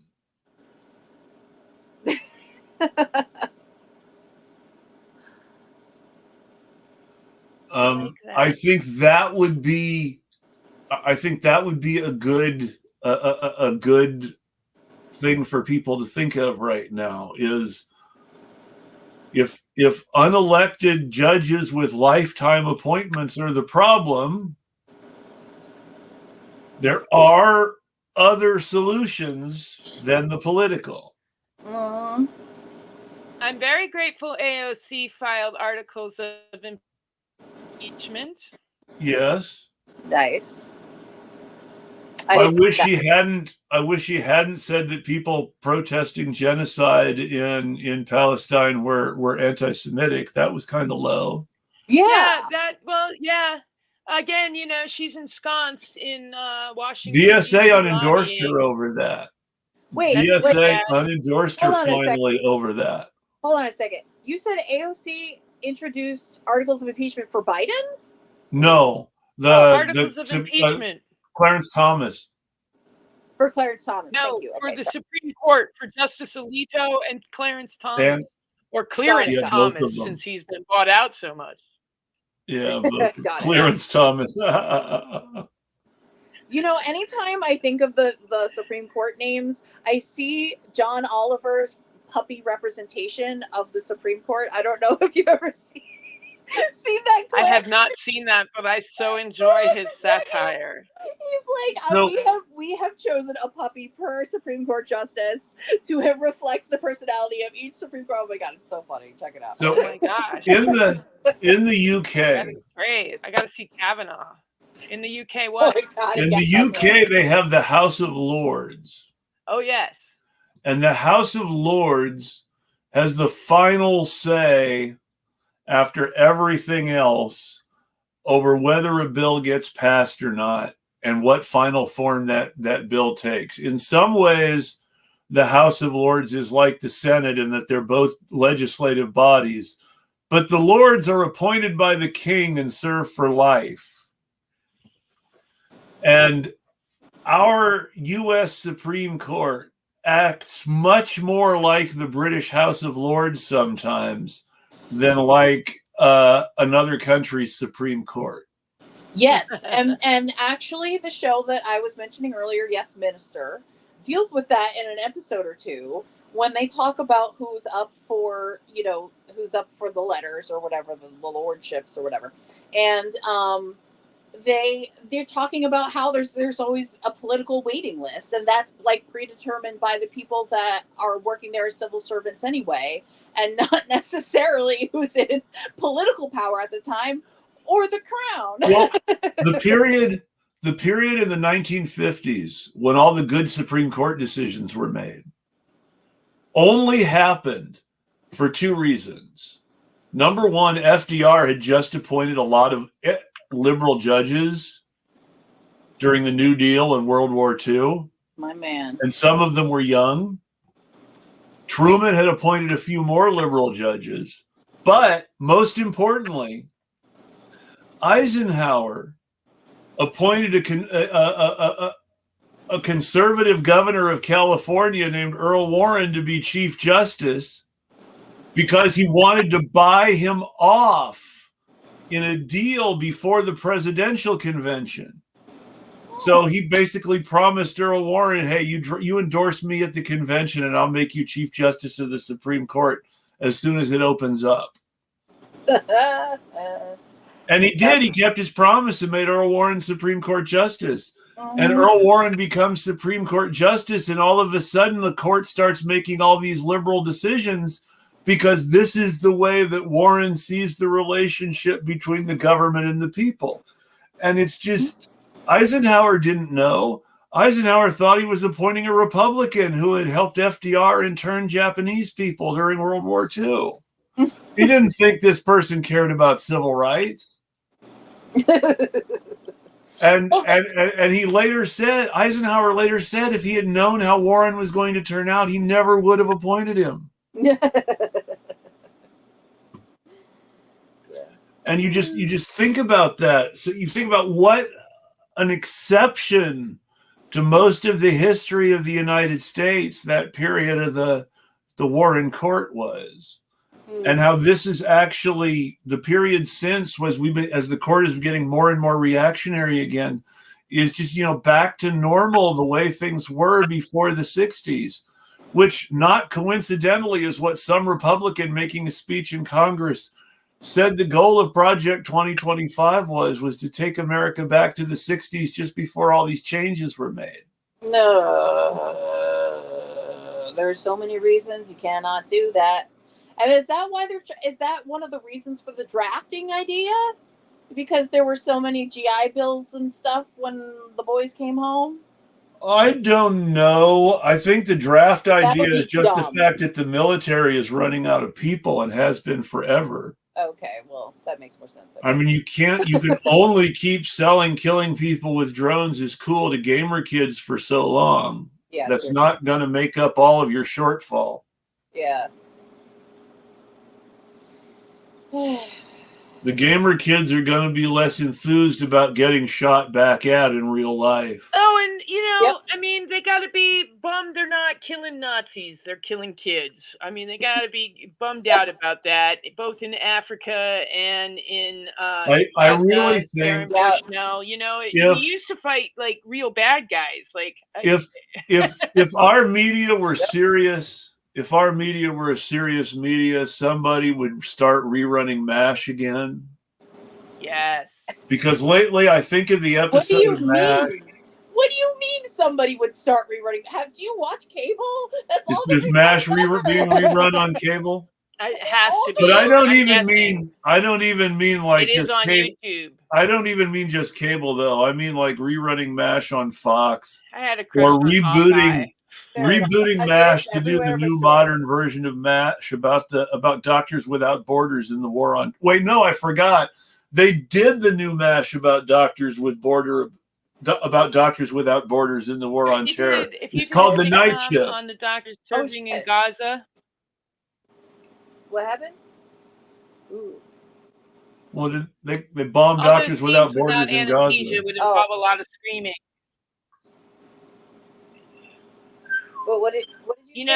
I mean, it was a really dark, bad. I was just saying all those scenes of surgery without anesthesia, hard to sell sitcom. Hard to sell a sitcom, but if you pulled it off in a Monty Python way, it could be. The absurdism of this is just insane. Like when we dropped cargo containers of help. And we not only served food that wasn't on the religious diet of Gaza, but we served out-of-date food in these cargo containers. Yeah. And we dropped them on people. Yeah. That's the best part. That is, you can't write this slapstick. Okay, this is like real gallows humor. Yes. And where is Dr. Strangelove? Well, that's not MASH though. Yes. The dropping the crates on real people is closer to WKRP and Mr. Chumley saying, "As God is my witness, I thought turkeys could fly." Turkeys, turkeys, man. Because he does. They throw turkeys out of a helicopter for Thanksgiving as a publicity stunt. Oh my god! But turkeys can't actually fly, so it goes badly. They plummet to their death, as Les Nessman narrates, and hit people, and people are hiding in their cars from the turkeys falling from the sky. Yeah, man. Best. I'm reading a book right now called the Case of the Tough Talking Turkey. I bought it from my recent comedy show in Hanover, PA. Yeah, it's writing itself. Like, just the money laundering alone, and how we built this pier that was going to help people. Oh my God! Yeah, We built the pier to help people. Israel used it to launch a sneak attack on Gaza, and now we're demolishing it. Yeah, I mean, almost wasn't like it get it was swept away built- with the tides? Wasn't it? It's almost like it was built for the sneak attack or something. Yeah, and maybe it dissolved after the fact.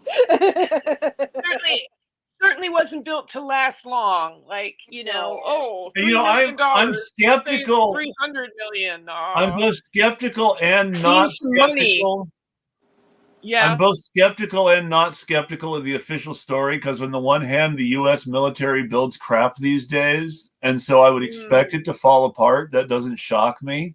But on the other hand, it seems like the falling apart just lends itself to the whole, well, it was only really there for the sneak attack on Gaza in the first place conspiracy theory. Because of course it was. Because what did they literally do with it? Nothing.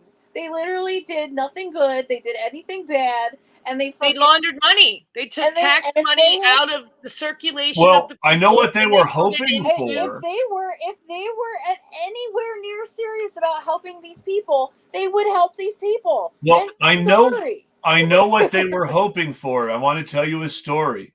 Go for it. In the 1960s, there was a body of water in Vietnam called the Gulf of Tonkin. Oh, God. And in the Gulf of Tonkin... Daddy, please don't go into your PTSD fit, Daddy. You scare me when you tell this story, Daddy. I'll be good. In the Gulf of Tonkin, the U.S. Navy built a pier to make it easier to bring humanitarian aid into the city of Saigon. Okay. And the U.S. Navy had boats carrying aid, allegedly, moving back and forth from naval ships to the humanitarian aid pier in the Gulf of Tonkin on a regular basis. And it was these humanitarian aid ships that were allegedly attacked in the Gulf of Tonkin incident. So what they were hoping for was that somebody would take a shot at a boat and they could blame it on Hamas and the U.S. could invade Gaza. I understand. But the U.S. doesn't. But Hamas has been really careful their entire career about not targeting Americans, which is something Israel has never been careful about. By the way, yeah. I love not being targeted. DC stands for duck and cover. And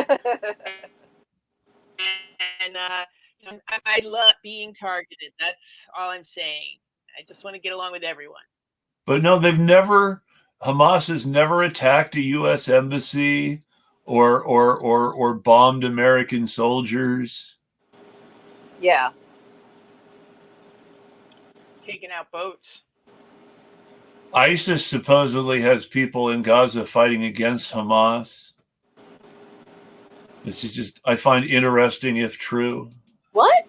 ISIS has people fighting against Hamas? Well, because ISIS is funded. You got to remember who funds ISIS. We do. Yes. Well, yeah, Rumsfeld had a cat named Isis, or was it Hillary's cat named Isis? Well, yeah.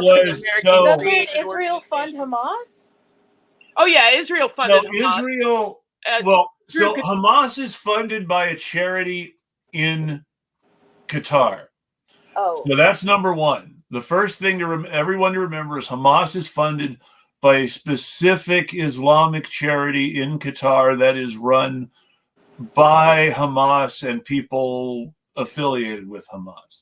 Okay. Now, the U.S. government, the Israeli government over the years has used front organizations to donate a lot of money to Hamas themselves because they want to brand the Palestinian resistance as Hamas and scare people with Hamas. And the Israeli government then blames Hamas for a lot of things that the Israelis actually do themselves.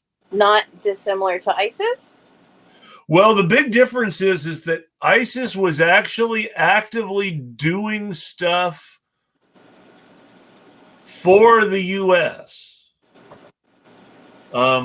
ISIS was fighting against Assad for the CIA in Syria. Okay. ISIS was fighting against Iran for CIA in Iraq. The whole "we need to destroy ISIS" thing was sort of a cover story for us being there to help ISIS. Yeah. Oh, And the people who did the most to destroy ISIS were Iran and the Russians. Interesting. Now, since then, the various forms of ISIS that have existed have all been reduced to relatively minor players. And we're seeing Netanyahu trying to brand Hamas as ISIS. But the difference is that ISIS, Hamas has never actually done Netanyahu's dirty work the way ISIS did the U.S.'s dirty work in Iraq and Syria. Well, I mean, a big pump of money came in to Hamas from Netanyahu. Yes. Any money going from anywhere into Gaza is approved by Netanyahu. So Netanyahu gave the go-ahead for the money transfer from Qatar. Yes. Any money that does reach Hamas is, Netanyahu said it was okay. And they did put together a skeleton crew over the fence. And there were defenses down that day. And they had their excuse to obliterate everyone and then blame it on Hamas. And the leadership is out investing in real estate, according to the Israeli papers that I have read. Haaretz covers some of this. But they're like invested in Dubai and Turkey now. They've expanded. They're becoming like ISIS in that there regard. Have been. I don't know. I try not to know. There have been a few high-profile examples of anti-Palestinian protesters protesting at synagogues and being attacked as anti-Semitic in the press for protesting at synagogues, when what they've actually been protesting is informational meetings, the all-day seminar where they get you to come out for 24 hours so you'll buy something, about real estate opportunities in Gaza. Oh, God. Oh, yes, this happened in Cali. Has it been happening around the country as well? Well, the first one that happened was in New York. I believe in diversity of tactics. I'm not going to go in front of a synagogue. I have great empathy for people that have generational trauma and PTSD, and I want to be very clear and true. Well, they specifically disagree with me on this topic. No, and I totally understand both sides. That doesn't mean I don't support those people doing that, because that's a highly offensive thing. They were specifically protesting that activity at that synagogue, and that was California. I understand both points of view about it. But in the end, I know what side that protest. Don't be doing that at a synagogue. Do you know? I mean, yes. Do you know how anti-Semitic that is? To do that at a synagogue?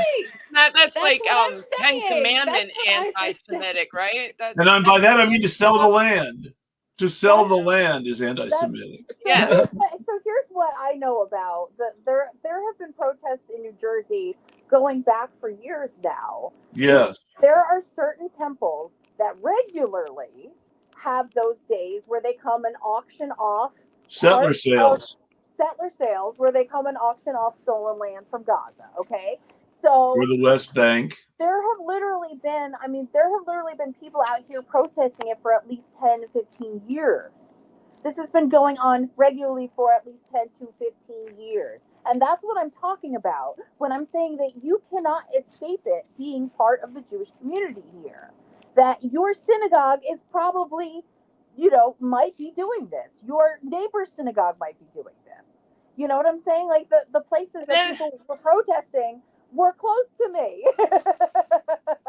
I know people from there. You know what I'm saying? Like that. Like I'm not saying that everybody is complicit. I'm absolutely not saying that whatsoever. I am saying that there's a huge cover up in the American Well, so community. this is Right. where I hate to talk I about. keep some secrets too. I hate to talk about demographics this way because demographics don't tell the truth, and demographics do not include everyone. By default, demographics are exclusionary. True. But that said, the majority of U.S. Jews are somewhere on a scale of, let's say, 6 to 10, with the most anti-Israel people supporting Israel is about a 6 on a scale of 1 to 10. So if support for Israel is a 1 to 10 scale, the majority of Jews in the U.S. are like in this part of the scale, which is not to say that Jewishness has a problem. It's there, man. It's there. It's already there. There are investments that have been made. It's Yes. difficult to dismantle. It seems easier. So again, it is a part of our culture there's since like the beginning of the century, 1900s. There is a school in Philadelphia. I'm going to look it up. Give me a sec because I want to be accurate now. Sorry about that. No, that's fine. Better to change the philosophy than to, start dismantling things. Like, better to say, okay, we're a superpower. Let's acknowledge that responsibility and not outlaw the Hannibal Directive. Just put it to bed. Okay, we're a superpower, and we've been occupying this apartheid. Yes, state. Dropsy. That's the one. Dropsy. Dropsy is exactly what I'd like people to play. We'll play Dropsy on this policy. Dropsy on this policy. There is a school. There is a school in Philadelphia called Dropsy College. Dropsy College is a private Jewish liberal arts school. Netanyahu's father taught there for many years, specifically teaching about history.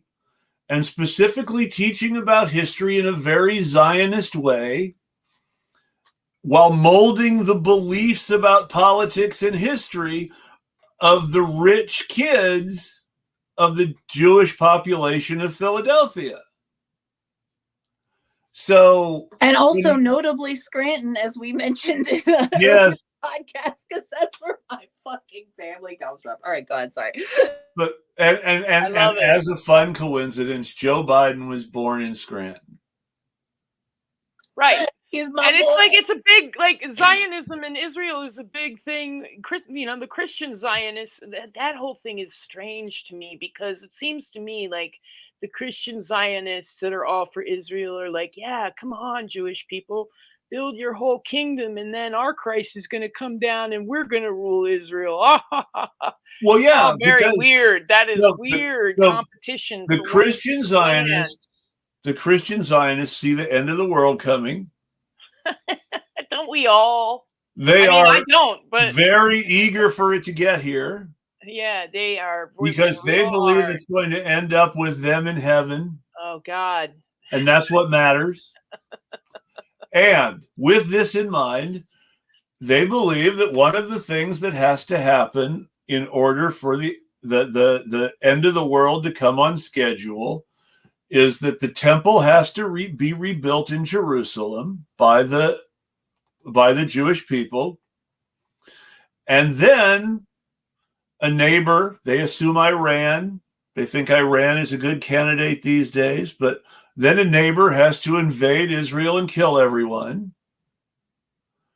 And then the remnant of survivors will convert to Christianity and help the United States destroy the invader.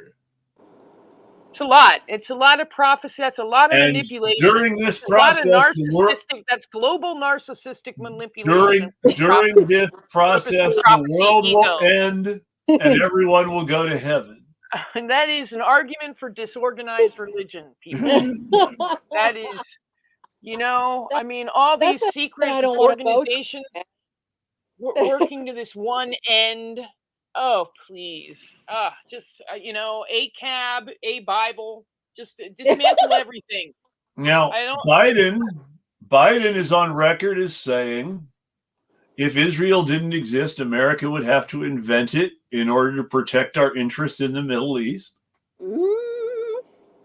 Yep. Well, Biden is on record as saying that himself personally, since this last, in the same sentence in which he makes reference to fictional beheaded babies that have since been debunked, Joe Biden also says that Israel is the only safe place in the world for the Jewish people. my neighbors implying his own years. fucking country is not. Thanks, Biden. Well, yes. Well, or in another way, he's basically implying, he's saying that Jews are not welcome in America, and he's saying it as president. Yeah. Yes. Yeah. That's anti-Semitic, extremely. Yeah. It's rude. It's the really whole rude. thing is rude. It makes, like killing in the name of the Jewish state is rude. It makes every Jewish person a target, and it's against the 10 Commandments. Yes. So, can we just relax and call it like Fort McZion? Can we can we call it a more real thing? I mean, if we're going to slaughter, and I'd really like us to stop. I've dedicated my life to de-escalating the military complex. And if I can at least reach some general's subversive son, I may have done a better job than I may have created the next Frank Zappa. I can settle for that incrementalism and nonviolence. We should call it Balfour Land. Okay. All right.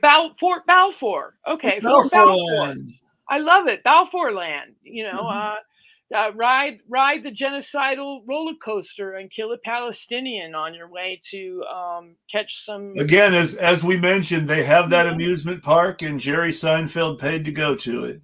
Oh my goddess! What? But yeah, why not just be more honest about what it is, and then call it a military outpost? Mm-hmm. But it's just tragic, because I recall the women's march between the Israeli women and Arab women, I think with a majority of them from Gaza, and they marched to Netanyahu's house and said, we just want to get along.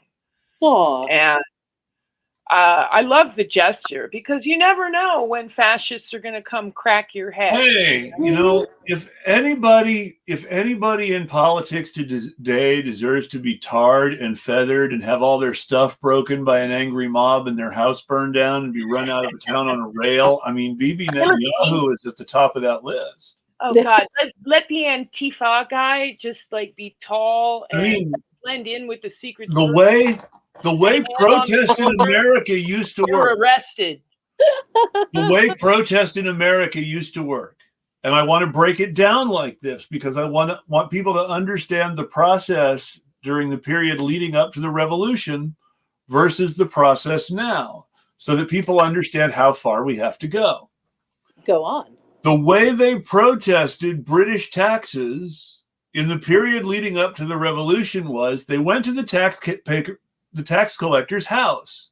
They took the tax collector out of his house, tied him up, and held him there while they took all of his stuff out of his house and broke it in front of him, smashed it all to pieces. Yes. His furniture, his tea sets, everything. He smashed it all. Now that makes me want to say America. They burned his house down. Fuck yeah. They shaved the hair off his body. Yes. Brushed him with hot tar. Ooh. And rolled him in goose feathers or turkey feathers. The old tar and feather. The case of the put him on a rail so that everyone could see him. Held it up on their shoulders so he was high up, so everyone could, throw their favorite substance. Wow. Rocks, cow turds, whatever. And they rode him out of town on the rail. Political protest in America, pre-American Revolution. I love how all the politicians are being very specific right now, where they're all like, political violence is not to be tolerated. Yeah. On all sides. Everyone's Nobody's like, come on saying- now. Yeah, Nobody's Political saying violence. police violence is Yeah. not to be No, tolerated. fucking said not that. general Who said violence. that? General violence makes money. Yes. Political violence, though. Ixnay Yeah. on the Illeginte. I have to say, though, we should try and make America great again by reinstituting some of those. The guillotine? Let's just import the guillotine.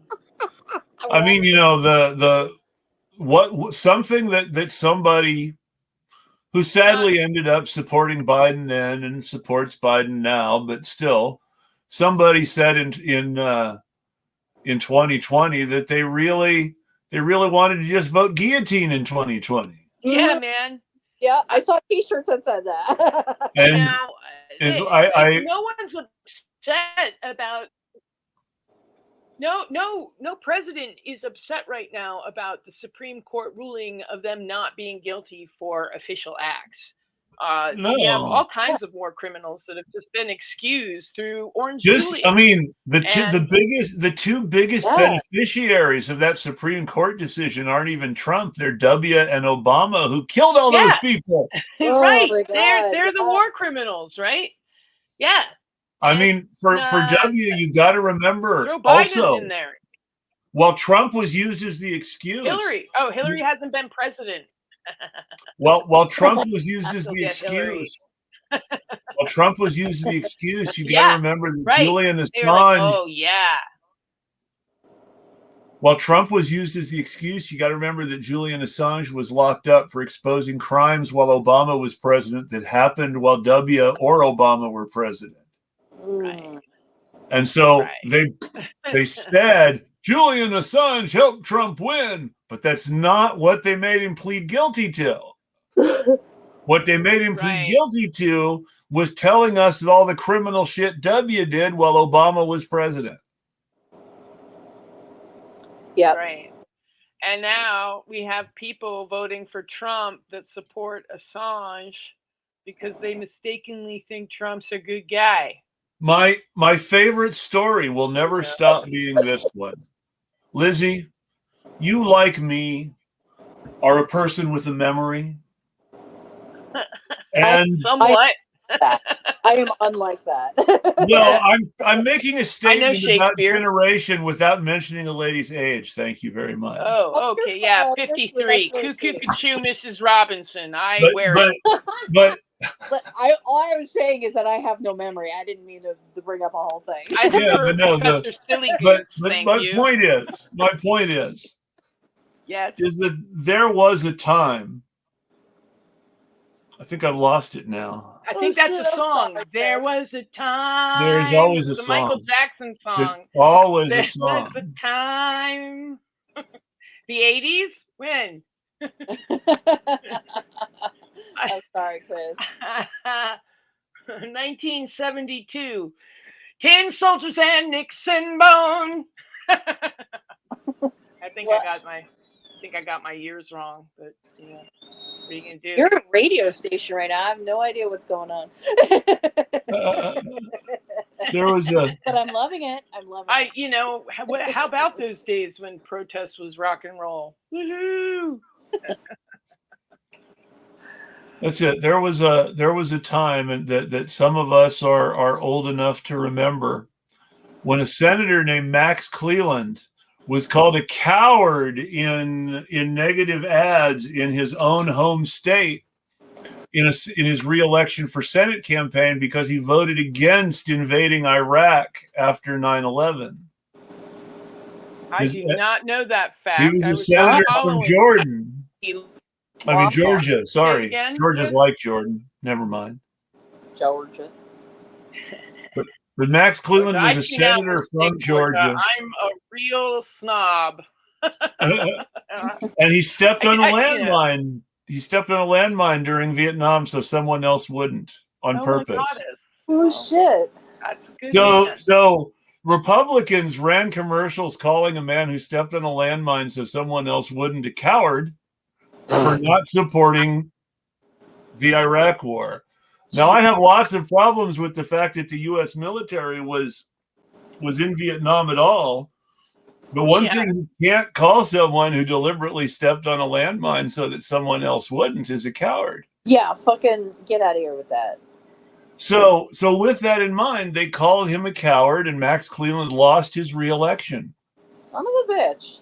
As an amusing coincidence, and this coincidence will never stop making me laugh, when coupled with the fact that the person who benefited the most, more than any other single individual, from presidential immunity for official acts was George W. Bush, who committed more crimes under the official cover of authority than any other president before or since, including Trump.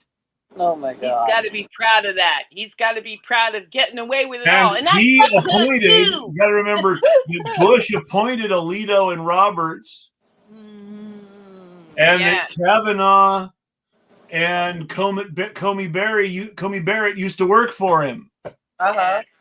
Yep. So even though Trump supposedly hates Bush, we got a Bush Supreme Court that's a Trump Supreme Court. You've got Bush being the greatest single person to benefit from immunity for official acts, which doesn't actually help Trump anyway, because he was convicted in New York of committing a crime while he was running for president before he was in office. So you got to that the Supreme Court ruling doesn't actually help Trump on what he's actually already been convicted for. Oh shit! Is that actually? But that's not still gonna prevent him from running, though. I'm sure it's not, because we had that conversation already about how it'll keep you from getting a job as a security guard, but it doesn't stop you from running for president. Right. But I'm very, very excited about a whore taking him down in an unofficial act. Well, and that was God the other bless the thing I was American going to whore. say I is just wanna that say, respect to the sex workers. All right, they Fucking ultimately A. sting every empire, and sometimes they wind up queen. Damn right. Damn. Yeah. Hail Esther, full of grace. The Lord is with thee. my favorite part of that whole thing is still that Stormy Daniels said Trump wasn't all that. Yeah. Well, yeah. I love her. She Who always couldn't- has something good to say. She's a Republican. Whip. Before you jump too far on the bandwagon, Stormy's a Republican. Well, my bandwagon No. has everybody on it. I have to I get know. along with my brothers, and they are MAGA heads. And, Yeah. it's Listen, I know difficult what you talking mean. to them. I think no matter how well there are lines for me. Obviously, I do not support ethno. Don't go to Klan rallies. But I think that if you're funny, it goes a long way with me. Oh God, I love laughing at people. I really love the people Well, at the I mean- comedy store I studied under that would make me laugh at things I definitely didn't agree with. And they were just rippingly funny. Paul Mooney, Luca Palanca. I do really love those think people. And why can't we fight like that? Why can't we just fight I in do art? really think that part of the secret to the political money success. art, not seduction. I'm sorry, you broke up there, Lizzie. I didn't catch the last bit. Yes, part of the political success. Uh-huh. No, you've cut off. I said launder money through art, not weapons. Oh. Yeah, I like that. Thinking. No, I was going to say part of the political I like that. success of people like W and Trump is that it makes people feel safer. Ironically, that it doesn't really matter who's president if some doofus like that can do it. Mm-hmm. But the problem is that the people around them are not people who are in any way make us safe. Nope. Especially when Trump was in office, he kept changing the cast anyway.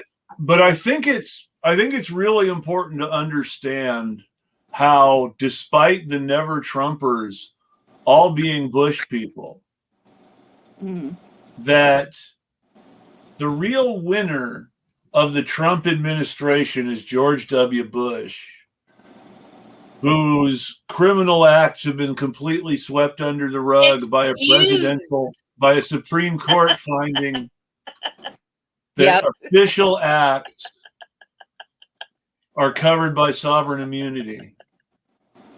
Yep, you're totally right, Chris. Excused. And I only really started thinking about that. I only really started thinking about that when I started really thinking most recently about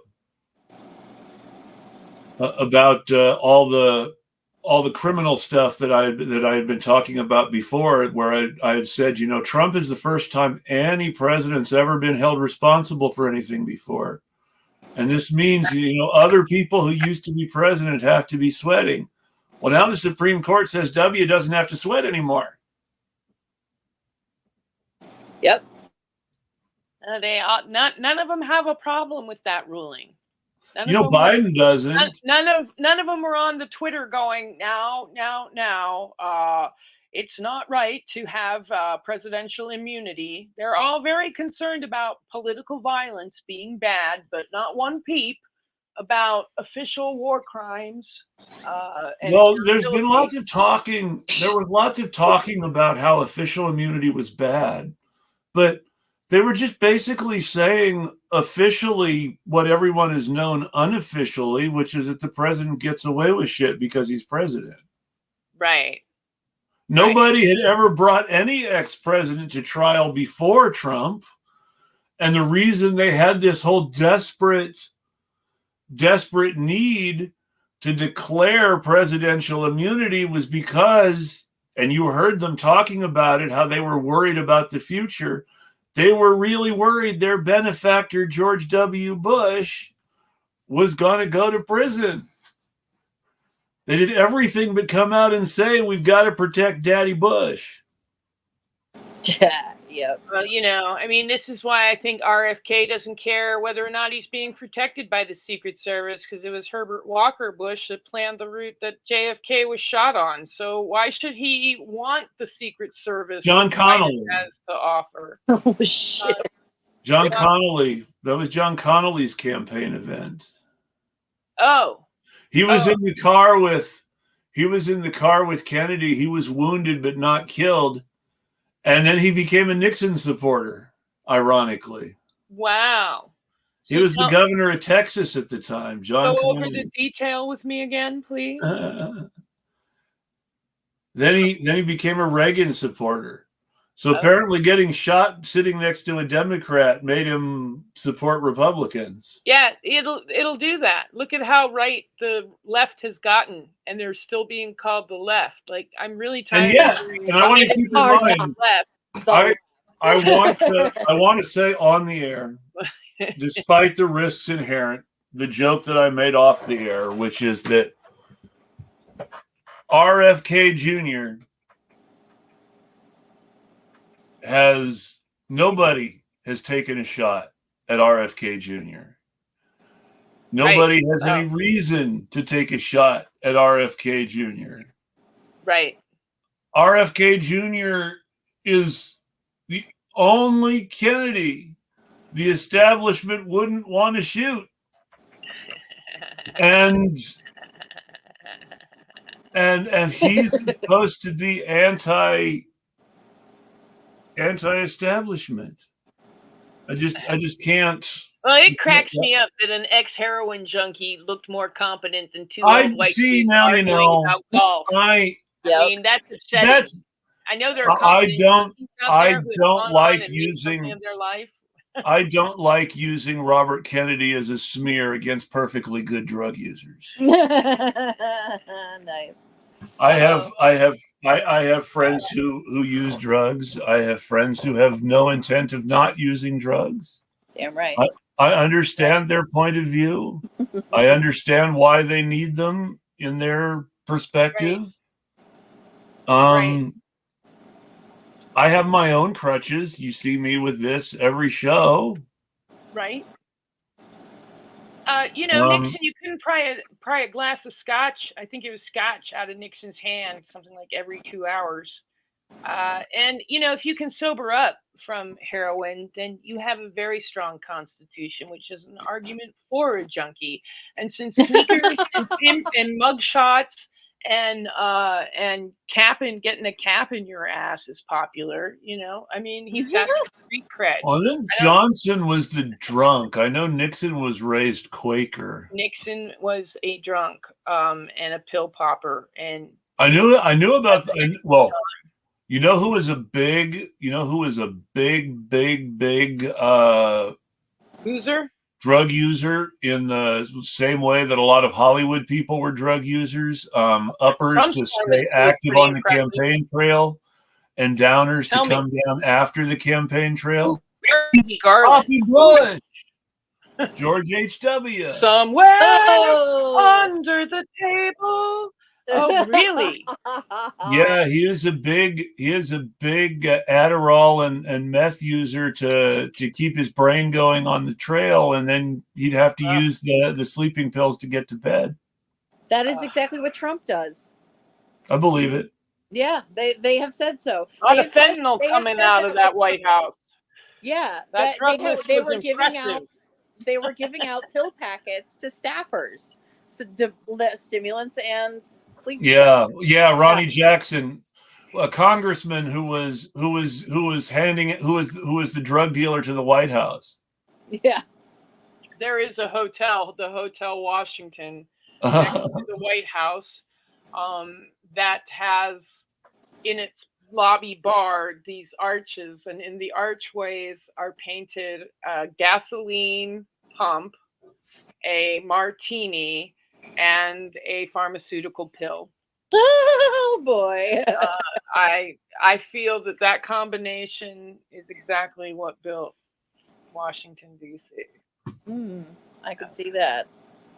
Yeah. Well, I know that I know that an awful lot of tobacco built Washington D.C. Yeah. We had the area next door that was Federal Triangle used to be known as Cutthroat Alley. Back in the old days of the White House. One of the few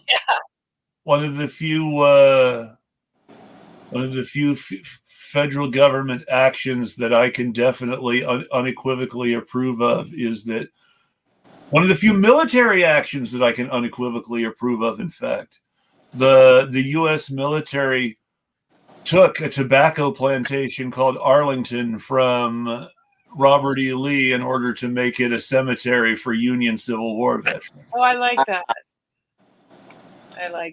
Yeah. Sir, you've pissed us off so much, we're going to take your land and bury our dead on it. As far as military strategies go, that's a good move. Mm-hmm. I prefer that was the only chucking the dead corpses of the army over your castle wall. That was one of the few. That was one of the few actual acts of reprisal against a Confederate leader after the war, and there should have been more. Oh yeah. Yes. It's that darned upper class. They don't like to punish each other. They're like, look, we got armies, we got suckers to fight each other. You can punish those people. That's a big part of it. A lot of money. I got some lawyers. The one Confederate. Come over for dinner. The one Confederate who was hanged after the Civil War was not hanged for treason. He was hanged for war crimes. He was the commandant of Andersonville Prison. Back in the day when we respected war crimes. But, and this is the one guy that they hanged for Confederate war crimes was an immigrant. How American is that for you? That is so American, man. Let's sing a song of West Side Story.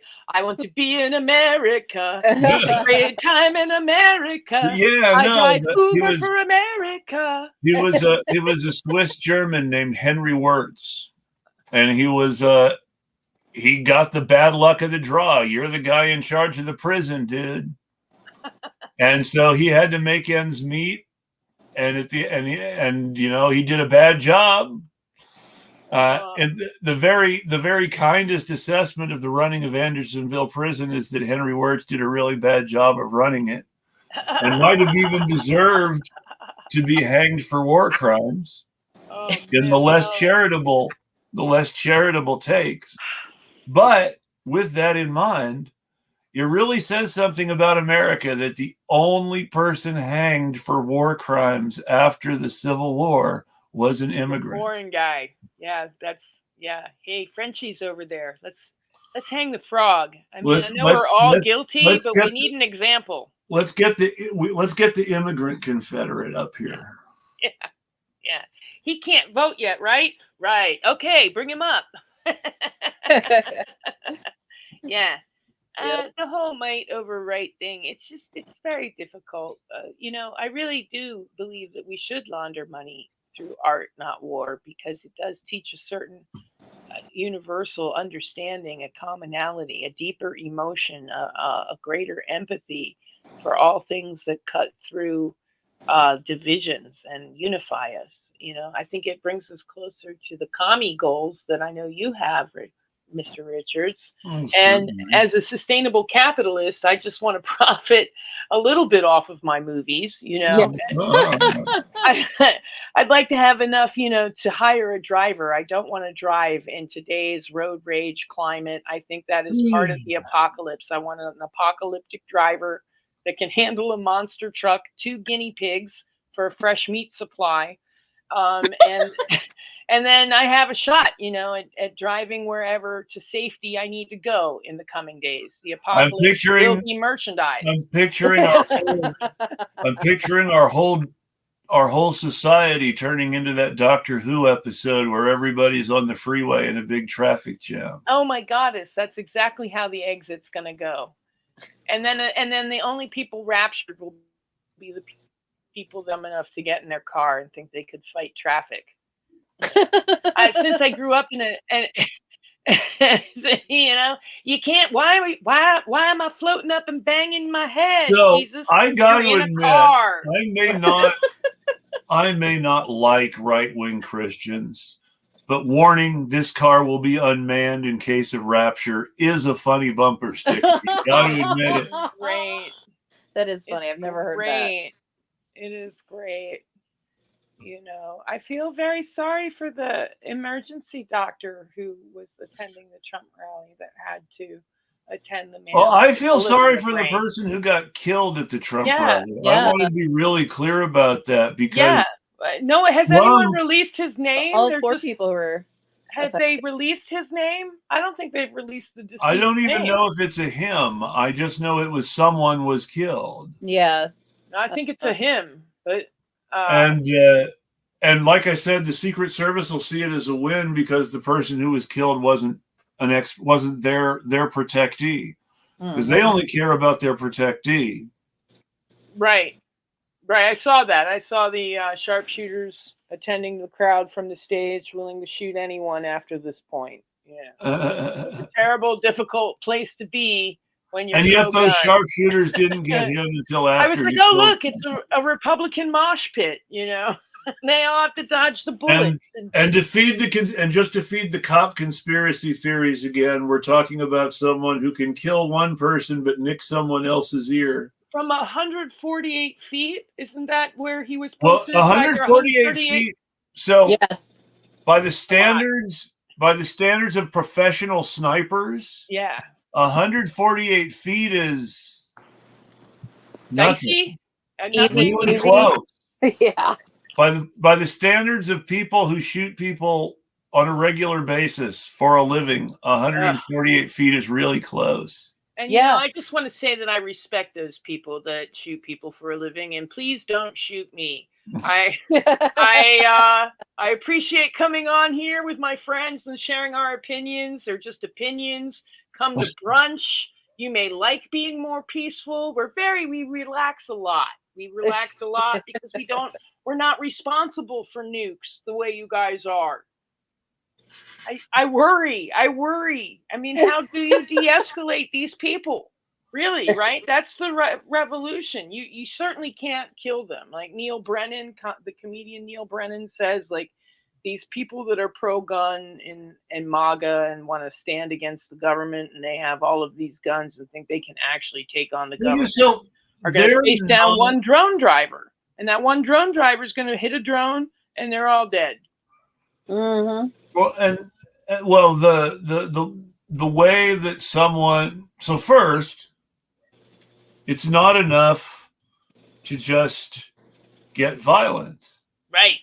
You have to have enough. You have to have goals, and you have to have something that you want to achieve, and you have to have a plan for how violence will get that for you.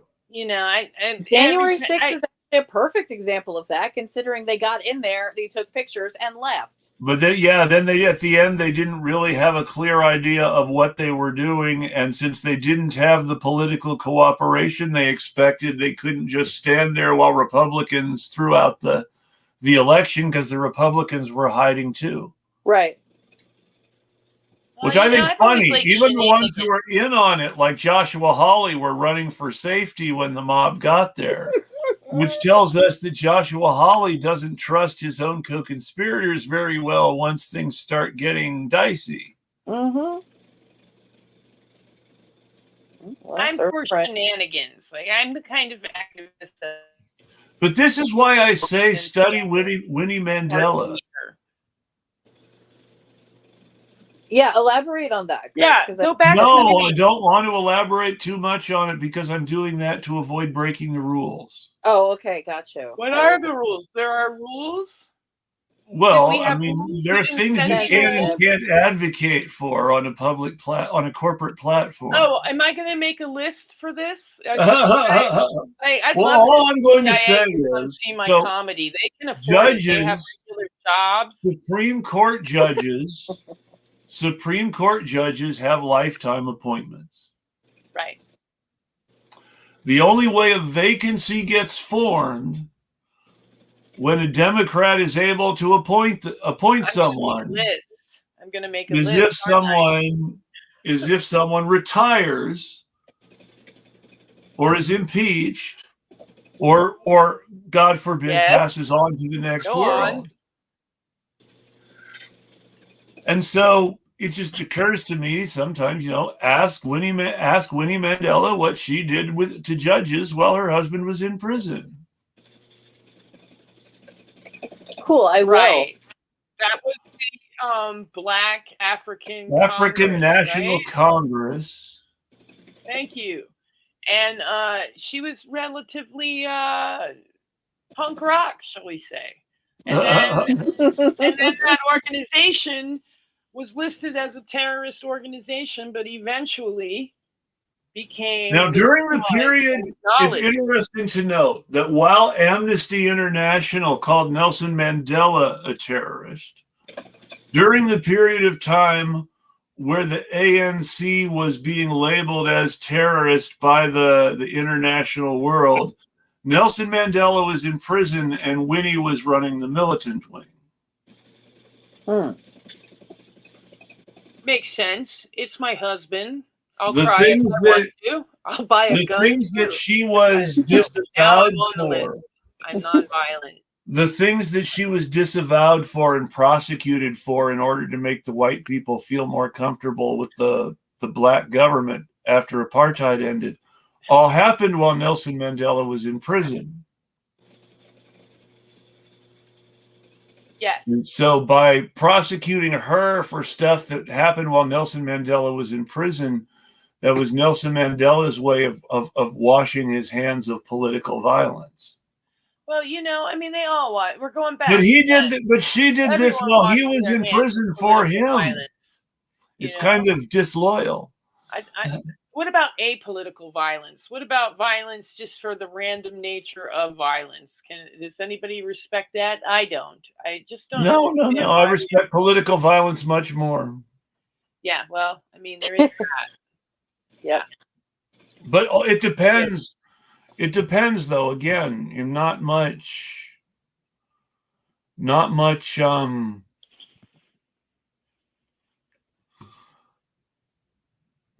political violence seems to happen to the right people. Once again... Oh, I'm on a list. I am on a brunch guest list at Guantanamo. My neighborhood commie friend has put me there. It wasn't Trump. It wasn't Trump who got killed when the political violence happened. No. It No. was some Bystander. dude. Some dude. They're referring to them as a bystander, yes. I know, it's terrible they haven't released the name. They're not referring to them as a cop or a Secret Service professional or anything like that, which is interesting. They are referring to them as a bystander. Mm-hmm. No, he, That could mean something. Why? a bystander. Because it means that it really is a bystander if they're not, if they are telling the truth. Right. And it's just, we never really got to the other topic I wanted to get, which is that. Well, let's get there. Nah, we should wrap up actually. Aw, what was Looking the at how topic? long we've been talking and my voice is going, and that's always a sign we should wrap. So, Lizzie, do you have anything that you want to promote before we wrap up? Oh, you know, you're welcome to watch my ridiculous, politically incorrect movie, Underbelly Blues. I like to, when I come on my Friendly Neighborhood Commies talk show, I like to give you the free link on YouTube. And you can just enter in Underbelly Blues and enjoy it for free. I play Madam X, the Jewish mother dominatrix. And, you know, please support Chris Richards and the Millennialsplainer. It's been a joy to be on. Chris works really hard to keep streaming, and now he's got a new $8 a month cost. We'll And see. I enjoy I'm coming gonna on. to find something else, but Or he's going to find something else, but he's staring at costs. He's got production costs to bring this lunatic left fringe thought to you. And is it really lunatic? We don't know. It could be the spark side of the moon, since I'm vaping through this show. And I had a great time. Thank you, Millennialsplainer, for splaining everything that you did. And I will follow you at Millennialsplain. And thank you, Eclectic Radical. I want to say hi to your wife and everyone who gives life to this show. Thank you. This was really great. It was a great show. anything that you want to plug before we go, Bess? The only thing I will say right now is that I am hopefully getting my millennialsplain.com back today. So Yay! check that out either today, maybe later this week for safety purposes, because I am a lazy person. And hopefully you'll be able to see my updates there. But other than that, this was a great conversation, and thank you so much for having me. Awesome. Well, thank you, Bess, and thank you, Bess. Lizzie. I had a great time. Thank you, Chris. I always have a great time with both of you, so thank you very much for both joining me together. I appreciate it. And everybody else, the main thing I want to plug is this show. If you're watching it on YouTube, it's that much important. That's much more important to please mash like and subscribe and to share it somewhere, because we couldn't broadcast to Twitter this week because now you have to be a premium customer in order to stream to Twitter. So I'm going to have to do something about that, like Lizzie mentioned, like Bess mentioned. So please, I'm Eclectic Radical on Twitter. I'm Eclectic Radical on YouTube. I'm Eclectic Radical on Patreon. I'm Eclectic Radical on Substack. If you want to pay, I'm Eclectic Radical on Cash App and PayPal. It's really consistent, and I try really hard to make it easy for you. Excellent.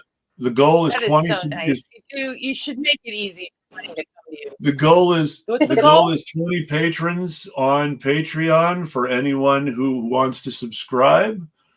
And the goal is $468 to be able to afford the annual StreamYard subscription for anyone who wants to tip on Patreon or Cash App. I'm sorry, PayPal or Cash App. And I really need to think about what to do about the fact that I can't stream to Twitter anymore unless I pay for it. So thank you, everybody. Have a good one, and we'll tweet at you. I do not. Yay.